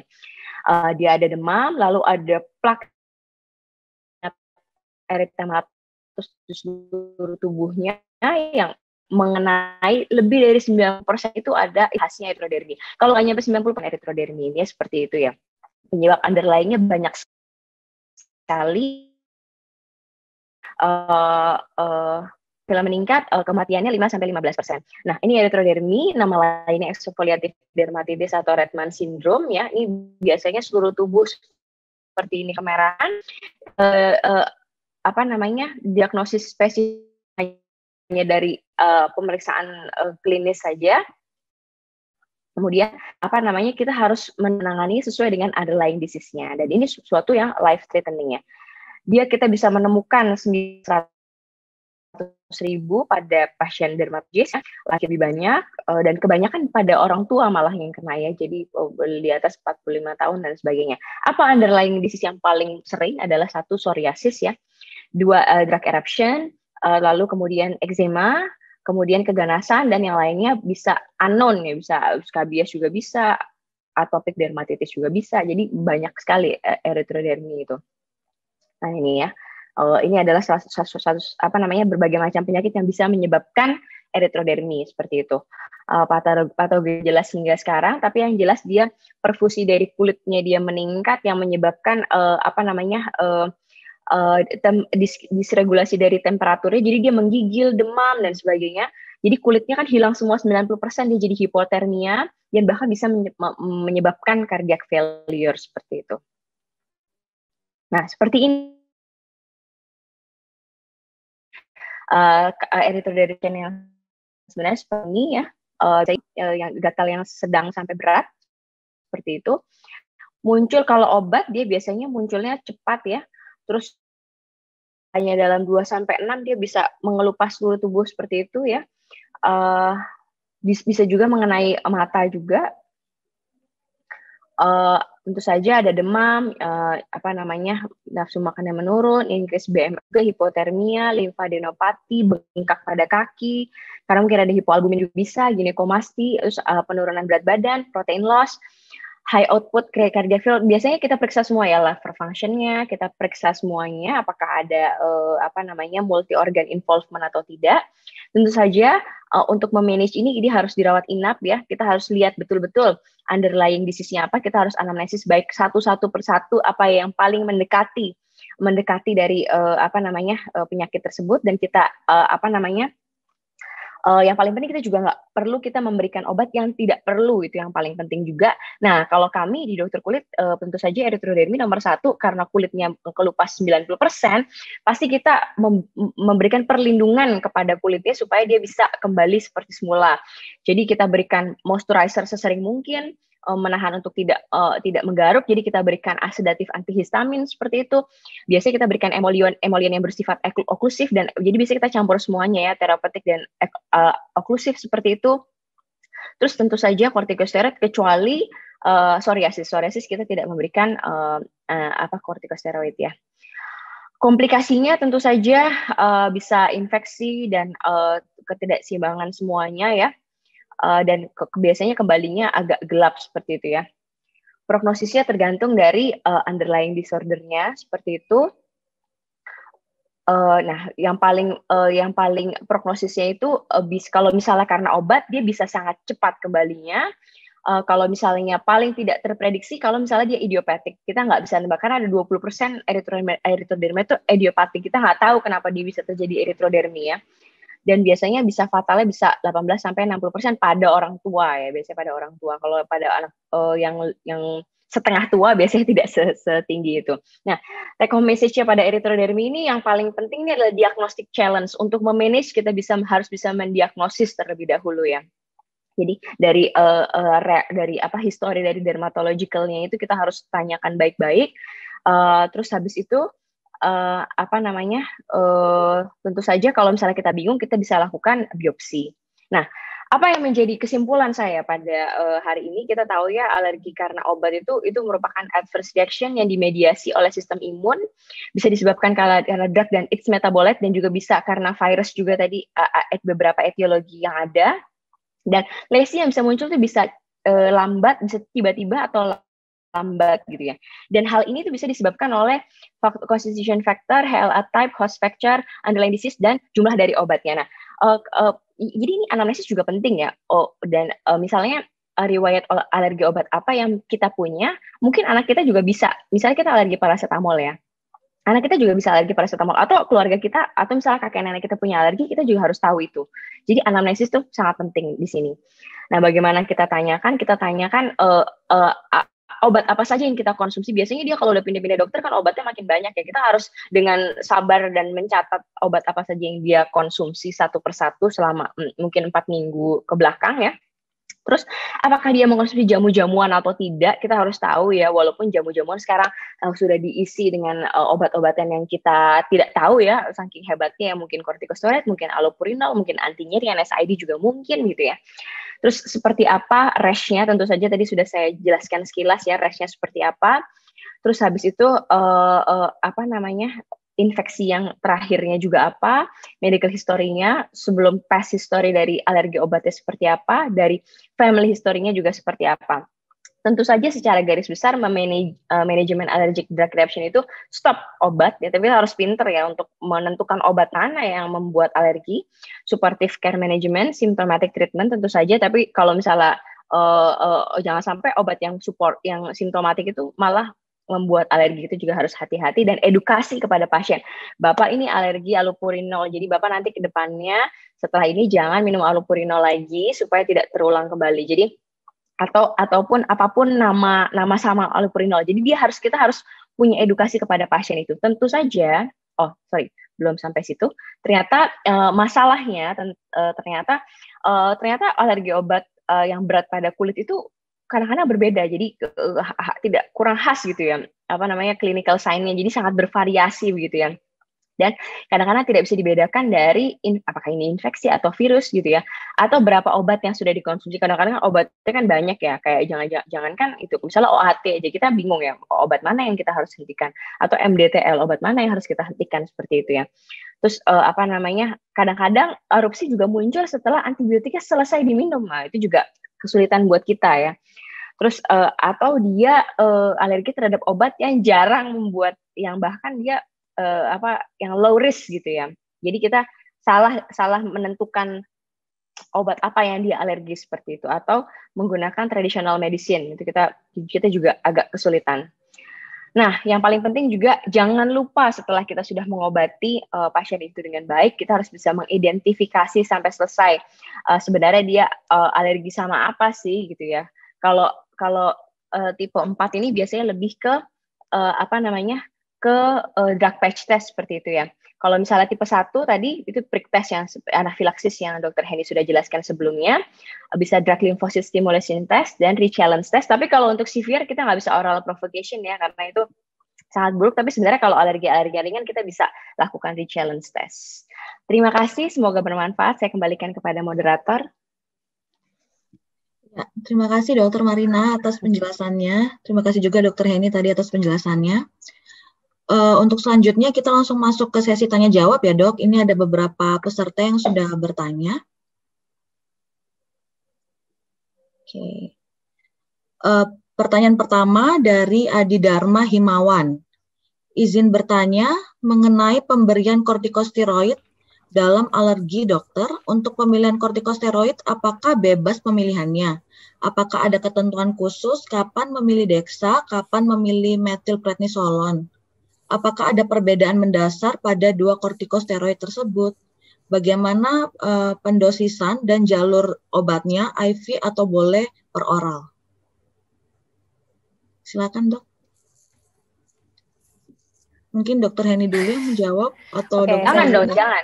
Saya dulu yang jawab. Boleh. Dr. Henny membetulkan. Oh, siap Dok. Itu Dok Marina. Boleh Dok.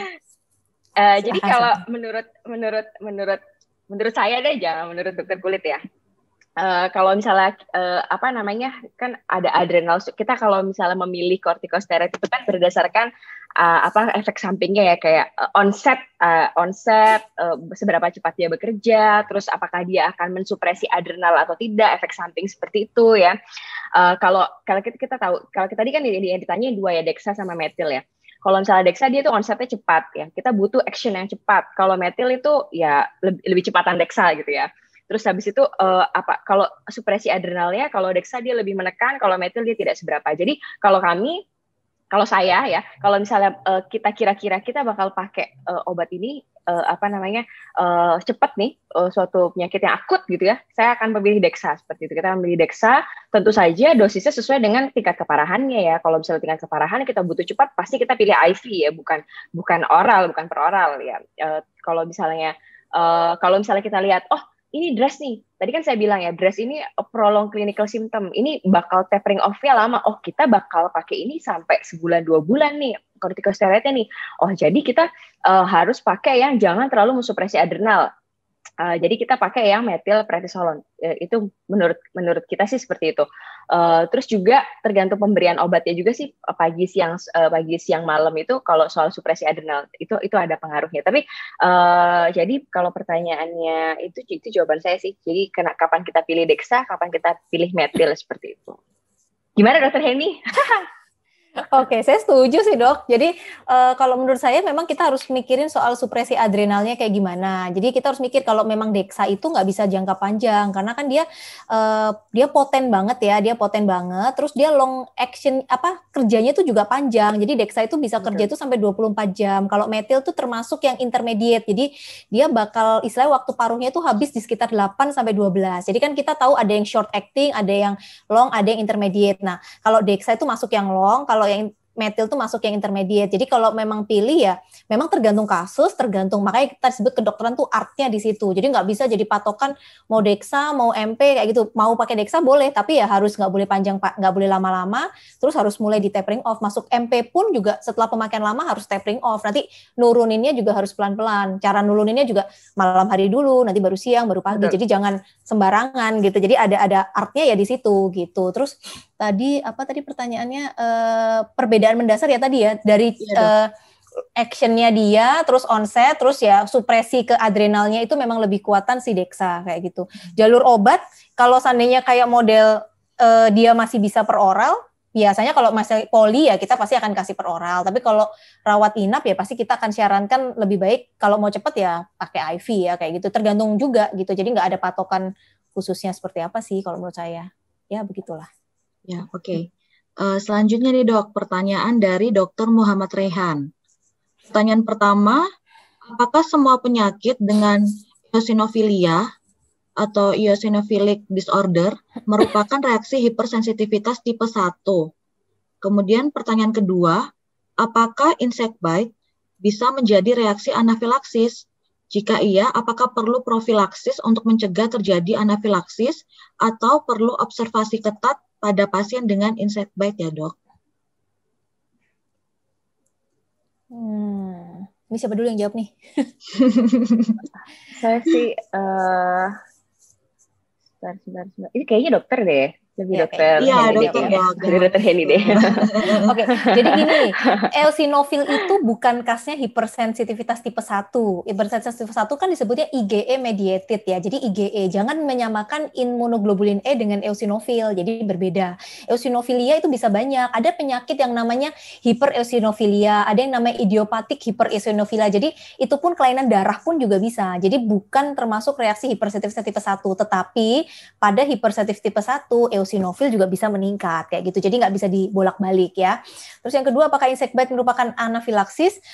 Bisa menjadi anafilaksis. Kriterianya anafilaksis bukan berdasarkan penyebab insect bite atau obat apapun. Kriteria tadi. Jadi kalau misalkan insect bite terus dalam hitungan menit atau dalam beberapa jam kemudian jadi angioedem, terus dia ada sesak, nah itu baru disebut sebagai anafilaksis. Atau dia nggak ada gejala tadi, nggak ada gejala kulit, nggak ada gejala mukosa, tapi tiba-tiba dia mengalami hipotensi, atau dia mengalami laring edem, atau bronkospasme yang mendadak setelah kena insect bite, itu disebut sebagai reaksi anafilaksis. Kalau apakah perlu profilaksis untuk mencegah? Tadi anafilaksis agak susah untuk mencegahnya. Jadi kalau memang ternyata saya memang pernah dapat misalkan pasien datang kata disengat lebah gitu ya, terus datang ke UGD kayak gitu. Nah kita takut nih dia anafilaksis, jadi memang perlu observasi kalau kayak gitu. Apalagi kita evaluasi dia ternyata dari riwayat atopi. Jadi dia dari riwayat kayak misalkan kan kita nggak tahu mungkin insect bite-nya baru pertama kali, tapi dia dari riwayat alergi, misalkan kalau makan sesuatu suka bentol-bentol kayak gitu, lebih baik observasi saja di UGD. Boleh kasih steroid, boleh kasih antihistamin, tapi belum perlu untuk pemberian adrenalin karena kan anafilaksisnya belum muncul gitu. Setelah observasi kurang lebih 1x24 jam, kalau memang dia nggak ada masalah ya pulangkan kayak gitu sih. Sebenarnya gitu jawaban saya sih itu ya dok ya. Oke, selanjutnya dok dari Anissa Nurul. Untuk pasien dengan manifest bronkospasme, apakah bisa simultan diberikan nebul beta 2 agonis encer seiring dengan pemberian epinefrin? Lalu pada pasien refraktor hipotensi, infus kontinu diberikan berapa lama sampai evaluasi ya dok? Terima kasih. Oke, jadi kalau untuk bronkospasme tadi ini kan udah kita curiganya pasti anafilaksis ya kalau kayak gini. Boleh, jadi saya bilang tadi simultan. Jadi epinefrin itu pasti adalah kayak emergensinya, tapi kemudian tim yang lain juga tetap oksigenasi, kemudian nebul, kemudian habis itu pemberian kortikosteroid, pemberian antihistamin itu boleh diberikan. Jadi boleh bersama dengan epinefrin. Tujuannya tetap epinefrin yang duluan itu karena kita untuk life saving. Jadi supaya untuk mengurangi bronkospasmenya ini gitu. Tapi untuk nebulnya bisa juga memperbaiki efek-efek yang lainnya itu juga bisa. Apalagi kalau dia punya riwayat asma dan segala sesuatunya. Kemudian kalau seandainya dia refraktor hipotensi, infus kontinunya diberikan berapa lama? Memang saya belum pernah membaca sih, maksudnya ada guideline-nya harus berapa lama evaluasi. Tapi yang jelas boleh diberikan seterusnya, maksudnya epinefrinnya tadi atau adrenalin boleh dengan infusan, tapi tadi saya bilang harus dimonitor EKG. Jadi harus lihat rhythm rate-nya gimana, terus iramanya juga harus dievaluasi. Nah, sambil kita perbaiki apakah ada penyakit dasar dan ada gangguan yang lain. Kalau misalkan nanti dievaluasi tetap hipotensi, harus cari tahu penyebab hipotensi yang lain, apakah dia jangan-jangan udah masuk shock yang lain, bukan shock anafilaktik tapi ada shock-shock yang lain. Karena kalau anafilaksis umumnya dengan dengan adrenalin aja, dengan 2 kali suntikan atau bahkan dengan infus dan evaluasi 15 menit sampai 1 jam itu biasanya sudah membaik kalau hanya murni anafilaksis, karena dia cepat. Kalau kita penangannya cepat pasti dia akan cepat bangun banget gitu. Jadi efeknya tuh kayak obat dewa banget gitu loh kalau dikasih adrenalin kayak gitu. Jadi nggak pernah sampai berkepanjangan. Tapi kalau 1 hari dievaluasi masih potensi terus, kita harus cari tahu jangan-jangan dia ada shock septifnya, maksudnya kebetulan jadi dia udah sakit terus tiba-tiba kentut tawon atau mungkin kena sesuatu terus tiba-tiba anafilaksis, ya istilahnya kayak udah jatuh tertimpa tangga gitu ya. Jadi ada kebetulan 2 penyakit. Nah, itu harus evaluasi karena jarang sekali anafilaksis itu berlangsung berlama-lama gitu. Kalau udah berlama-lama itu pasti udah jelek banget. Jadi biasanya udah nggak ketolong gitu karena udah jelek banget. Jadi harus evaluasi. Kalau misalkan dalam beberapa jam, misalkan kita evaluasi 1 jam aja, 1 atau 2 jam masih tetap hipotensi, kayaknya kita harus cari penyebab hipotensi yang lain. Jadi harus evaluasi ya. Kita screening penyebab yang lain, kardiogenika, terus neurogenika, atau mungkin septik kayak gitu ya, evaluasi seperti itu. Oke, itu aja. Oke, selanjutnya Dok dari Happy Keki apa Ceki nih bacanya? Keki kali ya. Mohon maaf ya kalau salah baca. Pertanyaannya, jadi Happy ini pernah mendapat pasien skabies dengan infeksi sekunder di puskesmas. Saat itu ditata laksana dengan beberapa obat. Yang pertama Premertin 5%, metilprednisolon, CTM, dan amoksisilin. Ketika anamnesa, riwayat alerginya tidak ada. Kemudian 1 minggu kemudian pasien datang lagi dengan pembengkakan seluruh wajah termasuk bibir dan kelopak mata serta pembengkakan, kemudian luka di mukosa tidak ada. Pasien juga mengeluhkan merasa sesak beberapa hari yang lalu. Namun sekarang sesaknya sudah berkurang, tapi RR-nya baik, tekanan darahnya normal. Pasien mengatakan 1 minggu yang lalunya ketika minum obat langsung bengkak seperti itu sehingga hanya diminum 1 tablet saja. Kemudian 3 obat tersebut, Amox, CTM, metilprednisolon, Amox, CTM, metilprednisolon saja yang diminum. Setelah itu tidak lanjut lagi.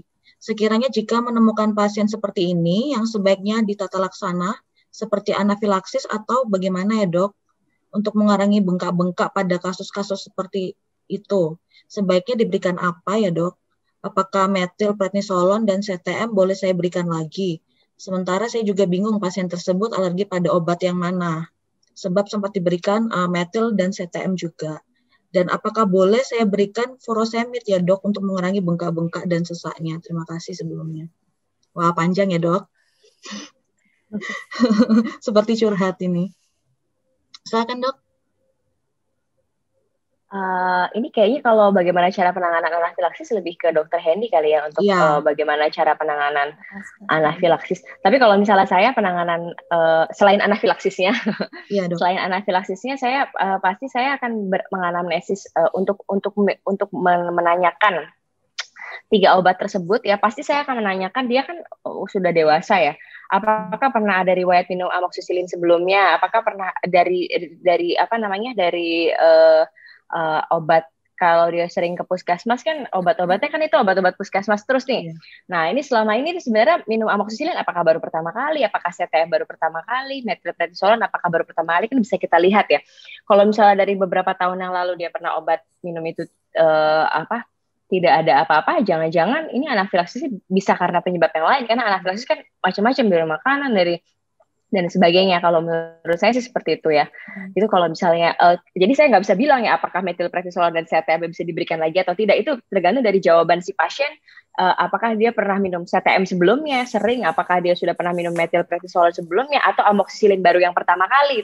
Itu penting sekali untuk kita ketahui gitu ya. Apalagi ini kan reaksi tipe 1 ya. Kalau reaksi tipe 1 kan ini bukan yang pertama kali pasti. Kalau tipe lambat itu bukan seperti ini ya, bukan bengkak, bukan angioedem seperti ini. Menurut saya sih seperti itu. Jadi kita harus tanyakan dulu pas minum obat seperti itu apakah ada reaksi yang sama seperti ini atau tidak gitu. Kalau menurut saya sih seperti itu. Nah, kalau misalnya nggak ada, nggak usah takut, jangan-jangan bukan karena obat tapi karena yang lain seperti itu.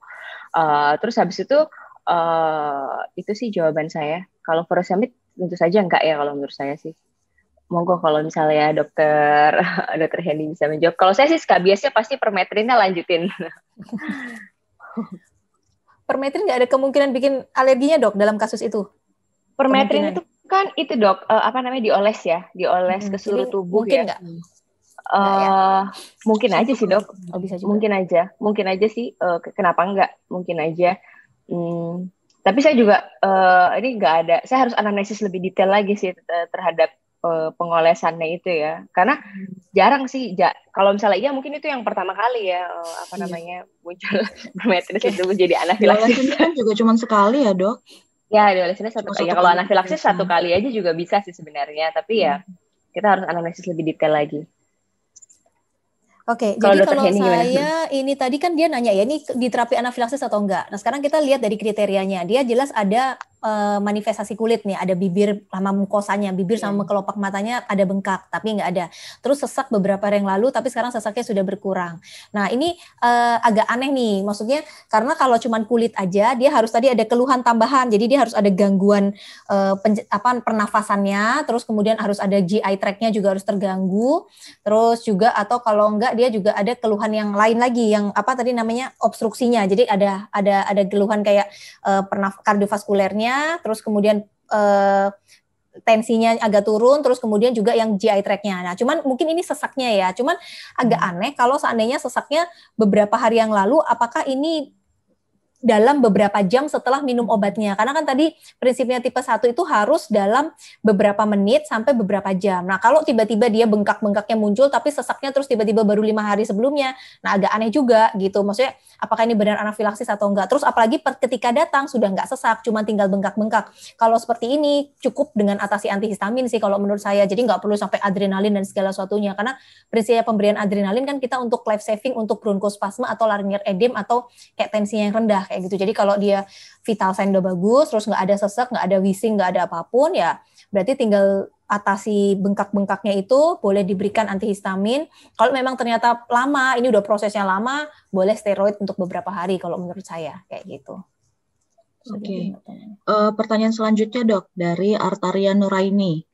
Pertanyaan pertama, protokol pemberian kortikosteroid IV pada kasus alergi yang akut bagaimana ya dok?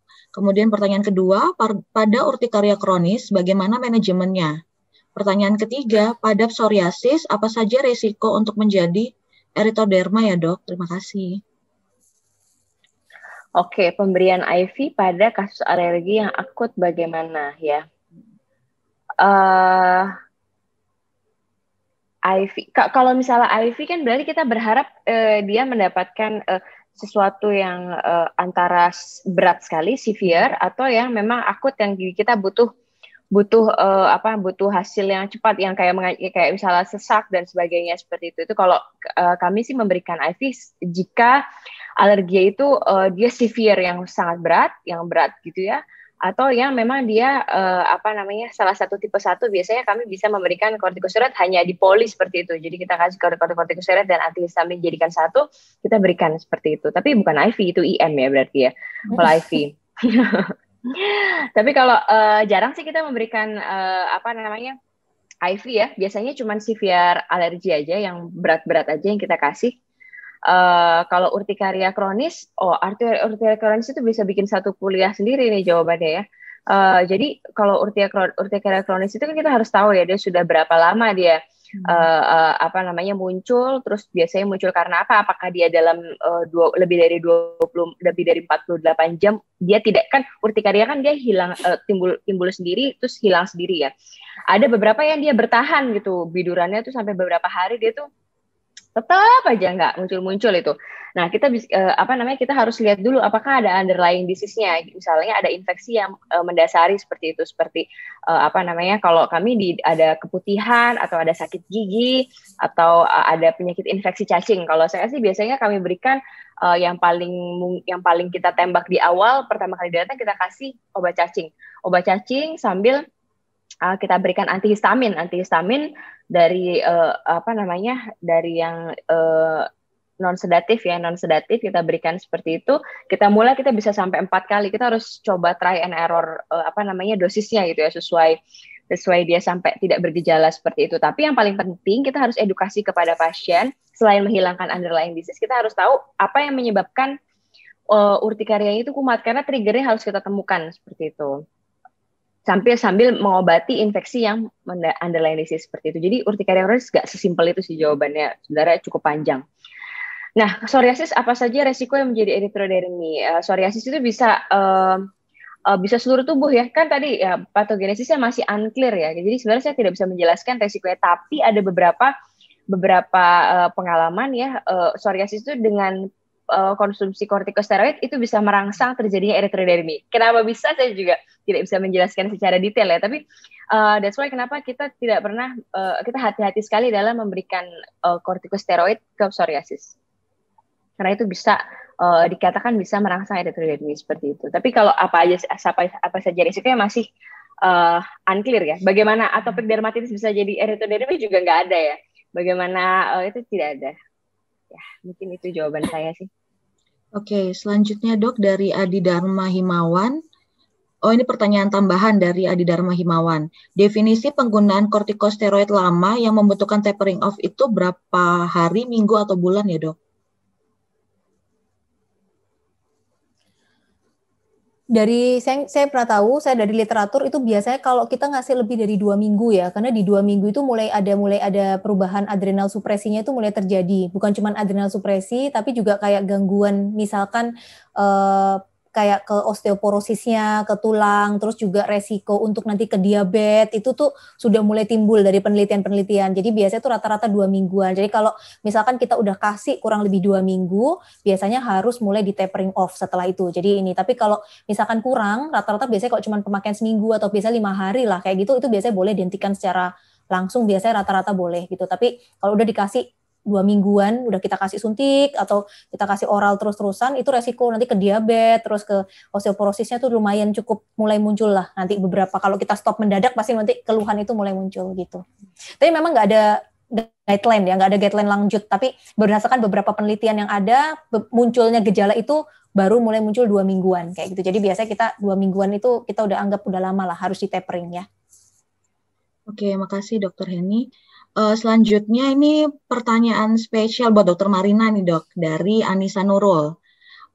Jadi si Anissa pernah mendapat pasien anak dengan SJS10 setelah MRS 5 hari. Pasien tersebut mengeluhkan nyeri mulut. Kemudian lesinya mirip dengan sariawan, tersebar di rongga mulut. Apakah ada tempat diberikan treatment yang sama dengan stomatitis Dok?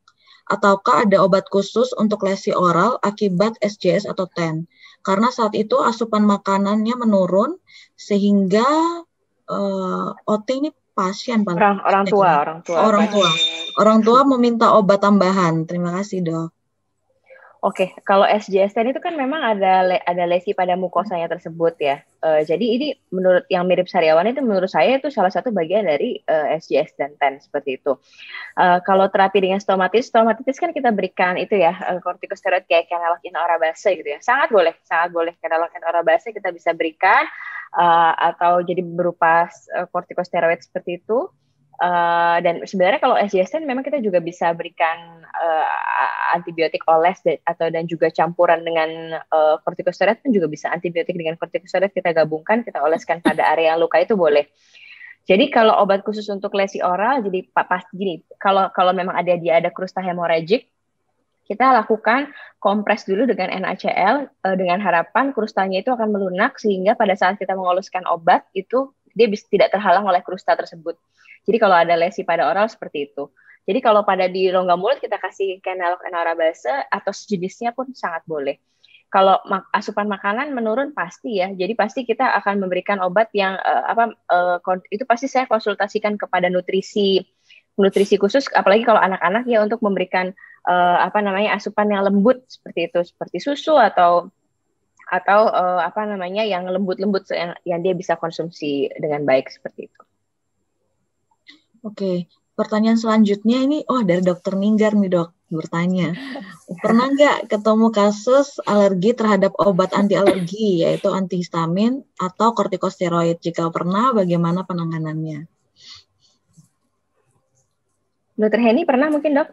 Saya pernah sih, ada orang yang memang nggak bisa minum beberapa obat antihistamin atau kadang dia dikasih metilprednisolon katanya gatel-gatel kayak gitu ya. Tapi pertama saya harus tanya, kadang-kadang gini, definisi orang terhadap alergi itu suka berbeda-beda. Jadi bagi dia kalau minum obat atau dikasih terus berdebar-debar itu menurut dia itu adalah alergi. Atau rasanya nggak enak dok, saya kayak nggak bisa tidur kayak gitu tuh bagi dia alergi. Nah kita harus tahu dulu ini keluhannya seperti apa. Nah kalau misalkan seperti itu, jadi waktu itu dia nggak bisa minum, anehnya saya pernah dapat dia nggak bisa minum kayak sejenis CTM, dia nggak bisa minum loratadin. Tapi kemudian saya agak ragu karena menurut saya definisi alerginya dia cuma bilang kalau dia kayak nggak nyaman aja, nggak enak perutnya dia cuma bilang kayak kayak nggak bisa tidur, terus kepalanya pusing, geliang. Nah kayak nggak kayak kasusnya alergi gitu ya. Akhirnya saya coba, ya udah dicoba. Saya coba waktu itu kayak coba dengan golongan cetirizine. Padahal sebenarnya kan hampir mirip ya sebenarnya sama loratadin gitu ya, sama-sama antihistamin. Terus ketika saya edukasi, maksudnya ini nggak apa-apa kok, cuman ya efeknya cuma minum sekali. Terus kita kasih tahu cara minumnya gimana. Ketika dia kontrol lagi, dia bilang nggak apa-apa, saya cocok dok dengan obat itu. Kan menurut saya jadi agak aneh gitu, tapi ya udah gitu. Akhirnya kita harus evaluasi juga ini benar-benar alergi atau enggak. Tapi yang jelas karena dia merasa enak dengan cetirizine, ya udah saya kasih cetirizine. Tapi memang ada yang benar-benar alergi. Kalau kayak gitu ya kadang-kadang memang obat itu kan nggak semua hanya karena golongan ya. Jadi kadang-kadang dari pabrik itu kan ada adjuvannya, mungkin dia alerginya terhadap itu. Jadi kayak ada beberapa orang yang alergi, misalkan kayak paracetamol dia alergi. Tapi kalau saya minum Dumin saya nggak apa-apa. Padahal ya isinya sama-sama acetaminophen gitu. Jadi jangan-jangan kadang-kadang bukan jenis obatnya tapi adjuvan dari obat tersebut. Jadi seringkali ya coba aja dikasih, kalau menurut saya kalau memang bukan anafilaksis ya, maksudnya selama dia cuma kayak keluarnya gatal-gatal dan masih bisa terkontrol, saya masih bisa coba gitu. Jadi kita coba kayak kortikosteroid dia nggak bisa metil, kadang-kadang dikasih dexa ternyata nggak ada masalah kayak gitu ya. Jadi diganti aja atau kayak pakai prednison atau diganti yang lain gitu. Ya kita evaluasi ternyata nggak ada masalah. Jadi saya tapi belum pernah sih yang benar-benar alergi semuanya. Pernah seperti apa? Pernah dulu waktu sekolah, jadi dia multi drugs alergi, jadi semuanya nggak bisa. Nah itu yang agak susah. Jadi akhirnya memang nggak ada apa-apa sih gitu, nggak ada yang bisa dikerjakan gitu. Jadi akhirnya kita cuma tes pakai drug provocation test, kita tes satu-satu ini benar nggak untuk memastikan. Kayak waktu itu kita ke poli, jadi akhirnya dicek satu-satu, terus obatnya apa aja, karena waktu itu dia mau operasi. Jadi kita harus tahu obat anti nyeri dan obat kayak steroid yang bisa dipakai apa aja gitu. Dan ya kalau memang dia alergi ya udah nggak bisa dikasih kalau memang drug provocation testnya positif gitu. Dokter Marina mungkin pernah? Kalau saya sendiri belum pernah sih dok, belum pernah memegang secara langsung seperti itu. Karena kalau misalnya saya pasti sama ya, saya reanamnesis lagi, tahu dari mana alergi antihistamin, dari mana, apakah dia yang memutuskan, apakah dari dokter yang mengatakan seperti itu. Karena kita harus lebih galak daripada pasiennya, karena pasien sendiri suka dia merasa alergi terhadap ikan, telur, semua disebut ya, semua dia bilang dia alergi semuanya gitu. Padahal dia nggak makan itu semua juga tetap gatal gitu. Jadi kita harus lebih bisa menuntun si pasien itu alergi terhadap apa. Jadi kalau misalnya, tapi kita harus berhati-hati juga ya dengan alergi obat itu kan rentan dengan itu ya, dengan seperti tuntut penuntut ya. Kalau misalnya saya sih hati-hati sekali nih dengan pasien seperti ini. Kalau misalnya saya sampai dia bilang dia alergi kortikosteroid terus saya kasih kortikosteroid, kalau dia terjadi Stevens-Johnson syndrome saya bisa kena gitu ya. Jadi saya juga sangat berhati-hati untuk kasus tersebut. Kalau misalnya sampai pasien ini dikatakan alergi kortikosteroid dari seorang dokter atau sudah pernah ada riwayat sebelumnya, pasti saya tidak akan berani memberikan itu. Dan kita tahu sebenarnya dari awal untuk memanage suatu alergi obat itu nomor satu adalah stop obat. Jadi stop obat. Jadi dengan harapan kita perbaikan keadaan umum dengan menyetop obat, misalnya salah satu kita bisa antihistamin aja kita berikan atau kortikosteroid, kita kan alergi salah satunya, kita bisa paling nggak memperbaiki sambil kita memantau gitu ya, memantau keadaan umumnya, perbaikin keadaan umum seperti itu sih. Saya lebih berhati-hati akan tuntut penuntut seperti itu. Oke, terima kasih dok penjelasannya. Selanjutnya dari Fauzia, orang-orang yang ada alergi antibiotik, hampir semua jenis antibiotik dan analgetik cuman bisa konsumsi paracetamol untuk nyeri, ada kemungkinan bisa sembuh tidak dok? Sembuh dari alergi maksudnya?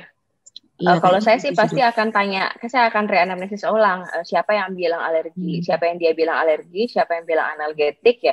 Makanya ini yang tadi saya bilang ya, kalau misalnya kita sebagai dokter tuh kita harus berhati-hati dalam mengedukasi kepada pasien dia alergi terhadap apa. Begitu sekali dibilangin sama dokternya ya, kamu alergi sama penisilin gitu ya. Seumur hidup dia akan bilang ke semua orang dia alergi penisilin gitu. Padahal mungkin sebenarnya enggak gitu. Jadi makanya kita dalam mengedukasi pasien juga harus hati-hati. Nah, kalau kayak gini saya pasti akan bisa menuntun orang ini untuk sebenarnya dia alergi terhadap apa, kenapa dia bisa bilang antibiotik, alerginya bentuknya seperti apa dan sebagainya. Kalau misalnya memang alergi ya tidak bisa sembuh ya, ya nggak sih dok? Iya, nggak bisa. Nggak akan bisa sembuh. Dokter Heni mungkin ada tambahan? Enggak sih, sama. Kalau emang kena alergi ya udah nggak bisa sembuh gitu. Karena kalau emang bakatnya dia ya, maksudnya udah dia sensitif terhadap itu.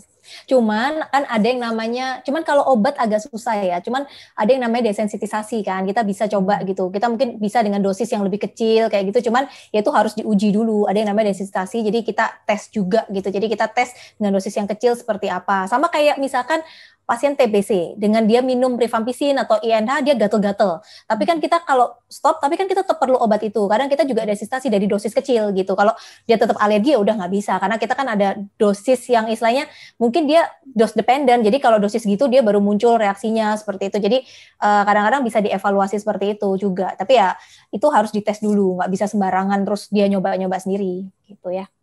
Oke. Selanjutnya dok dari Monica. Bagaimana cara men-tapering off kortikosteroid ya dok dari segi dosis? Apakah langsung dikurangi 50%, 25% atau seperti apa dok? Kemudian kapan kita perlu melakukan tapering off kortikosteroidnya? Oh ini tadi sudah dijelasin ya dok, di atas 2 minggu ya untuk tapering off-nya. Kemudian namun gejala klinis penyakitnya belum membaik, apakah tetap harus di tapering off atau bisa nanti saja mengikuti gejala klinisnya? Dokter Marina dulu mau jawab? Boleh.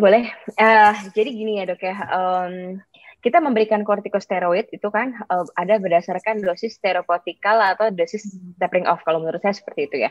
Kalau misalnya kami dari pasien-pasien yang mendapatkan kortikosteroid jangka panjang seperti orang-orang dengan imunosupresi, kita akan memberikan dosisnya terbagi misalnya 16 contohnya seperti itu. Jadi metilprednisolon 16 mg itu adalah dosis terapeutik. Nah, tentu saja kalau pertanyaannya kapan kita harus melakukan tapering off, kalau penyakitnya sudah membaik. Kalau kami dari kulit misalnya tidak ada lesi baru, gejala sudah membaik, kayak kita berbeda ya. Maksudnya jadi kita punya ada standar sih kapan kita harus bisa tapering. Tapering off itu kalau kita dosisnya sudah betul. Kadang-kadang kalau misalnya kita sudah memberikan dosisnya ternyata dia belum ada, kalau misalnya belum baik, jangan-jangan dosisnya memang belum sesuai gitu ya, atau kurang tinggi biasanya, misalnya kurang sesuai berat badan dan sebagainya. Itu kalau kami ya. Jadi jangan berani tapering off kalau misalnya belum ada perbaikan. Itu kalau kita ya, misalnya pada pemphigus vulgaris dan sebagainya. Nah, kalau misalnya sudah seperti itu, biasanya kami mulai tapering off itu art sih. Saya bilang itu nggak ada peraturan khususnya ya untuk kita harus kurangi 50%. Kalau misalnya, dan tergantung penyakitnya. Jadi kembali ke tergantung penyakitnya, tergantung itu art, nggak ada. Tapi yang pasti kita pasti kuranginnya dari yang dosis yang malam dulu, dari malam.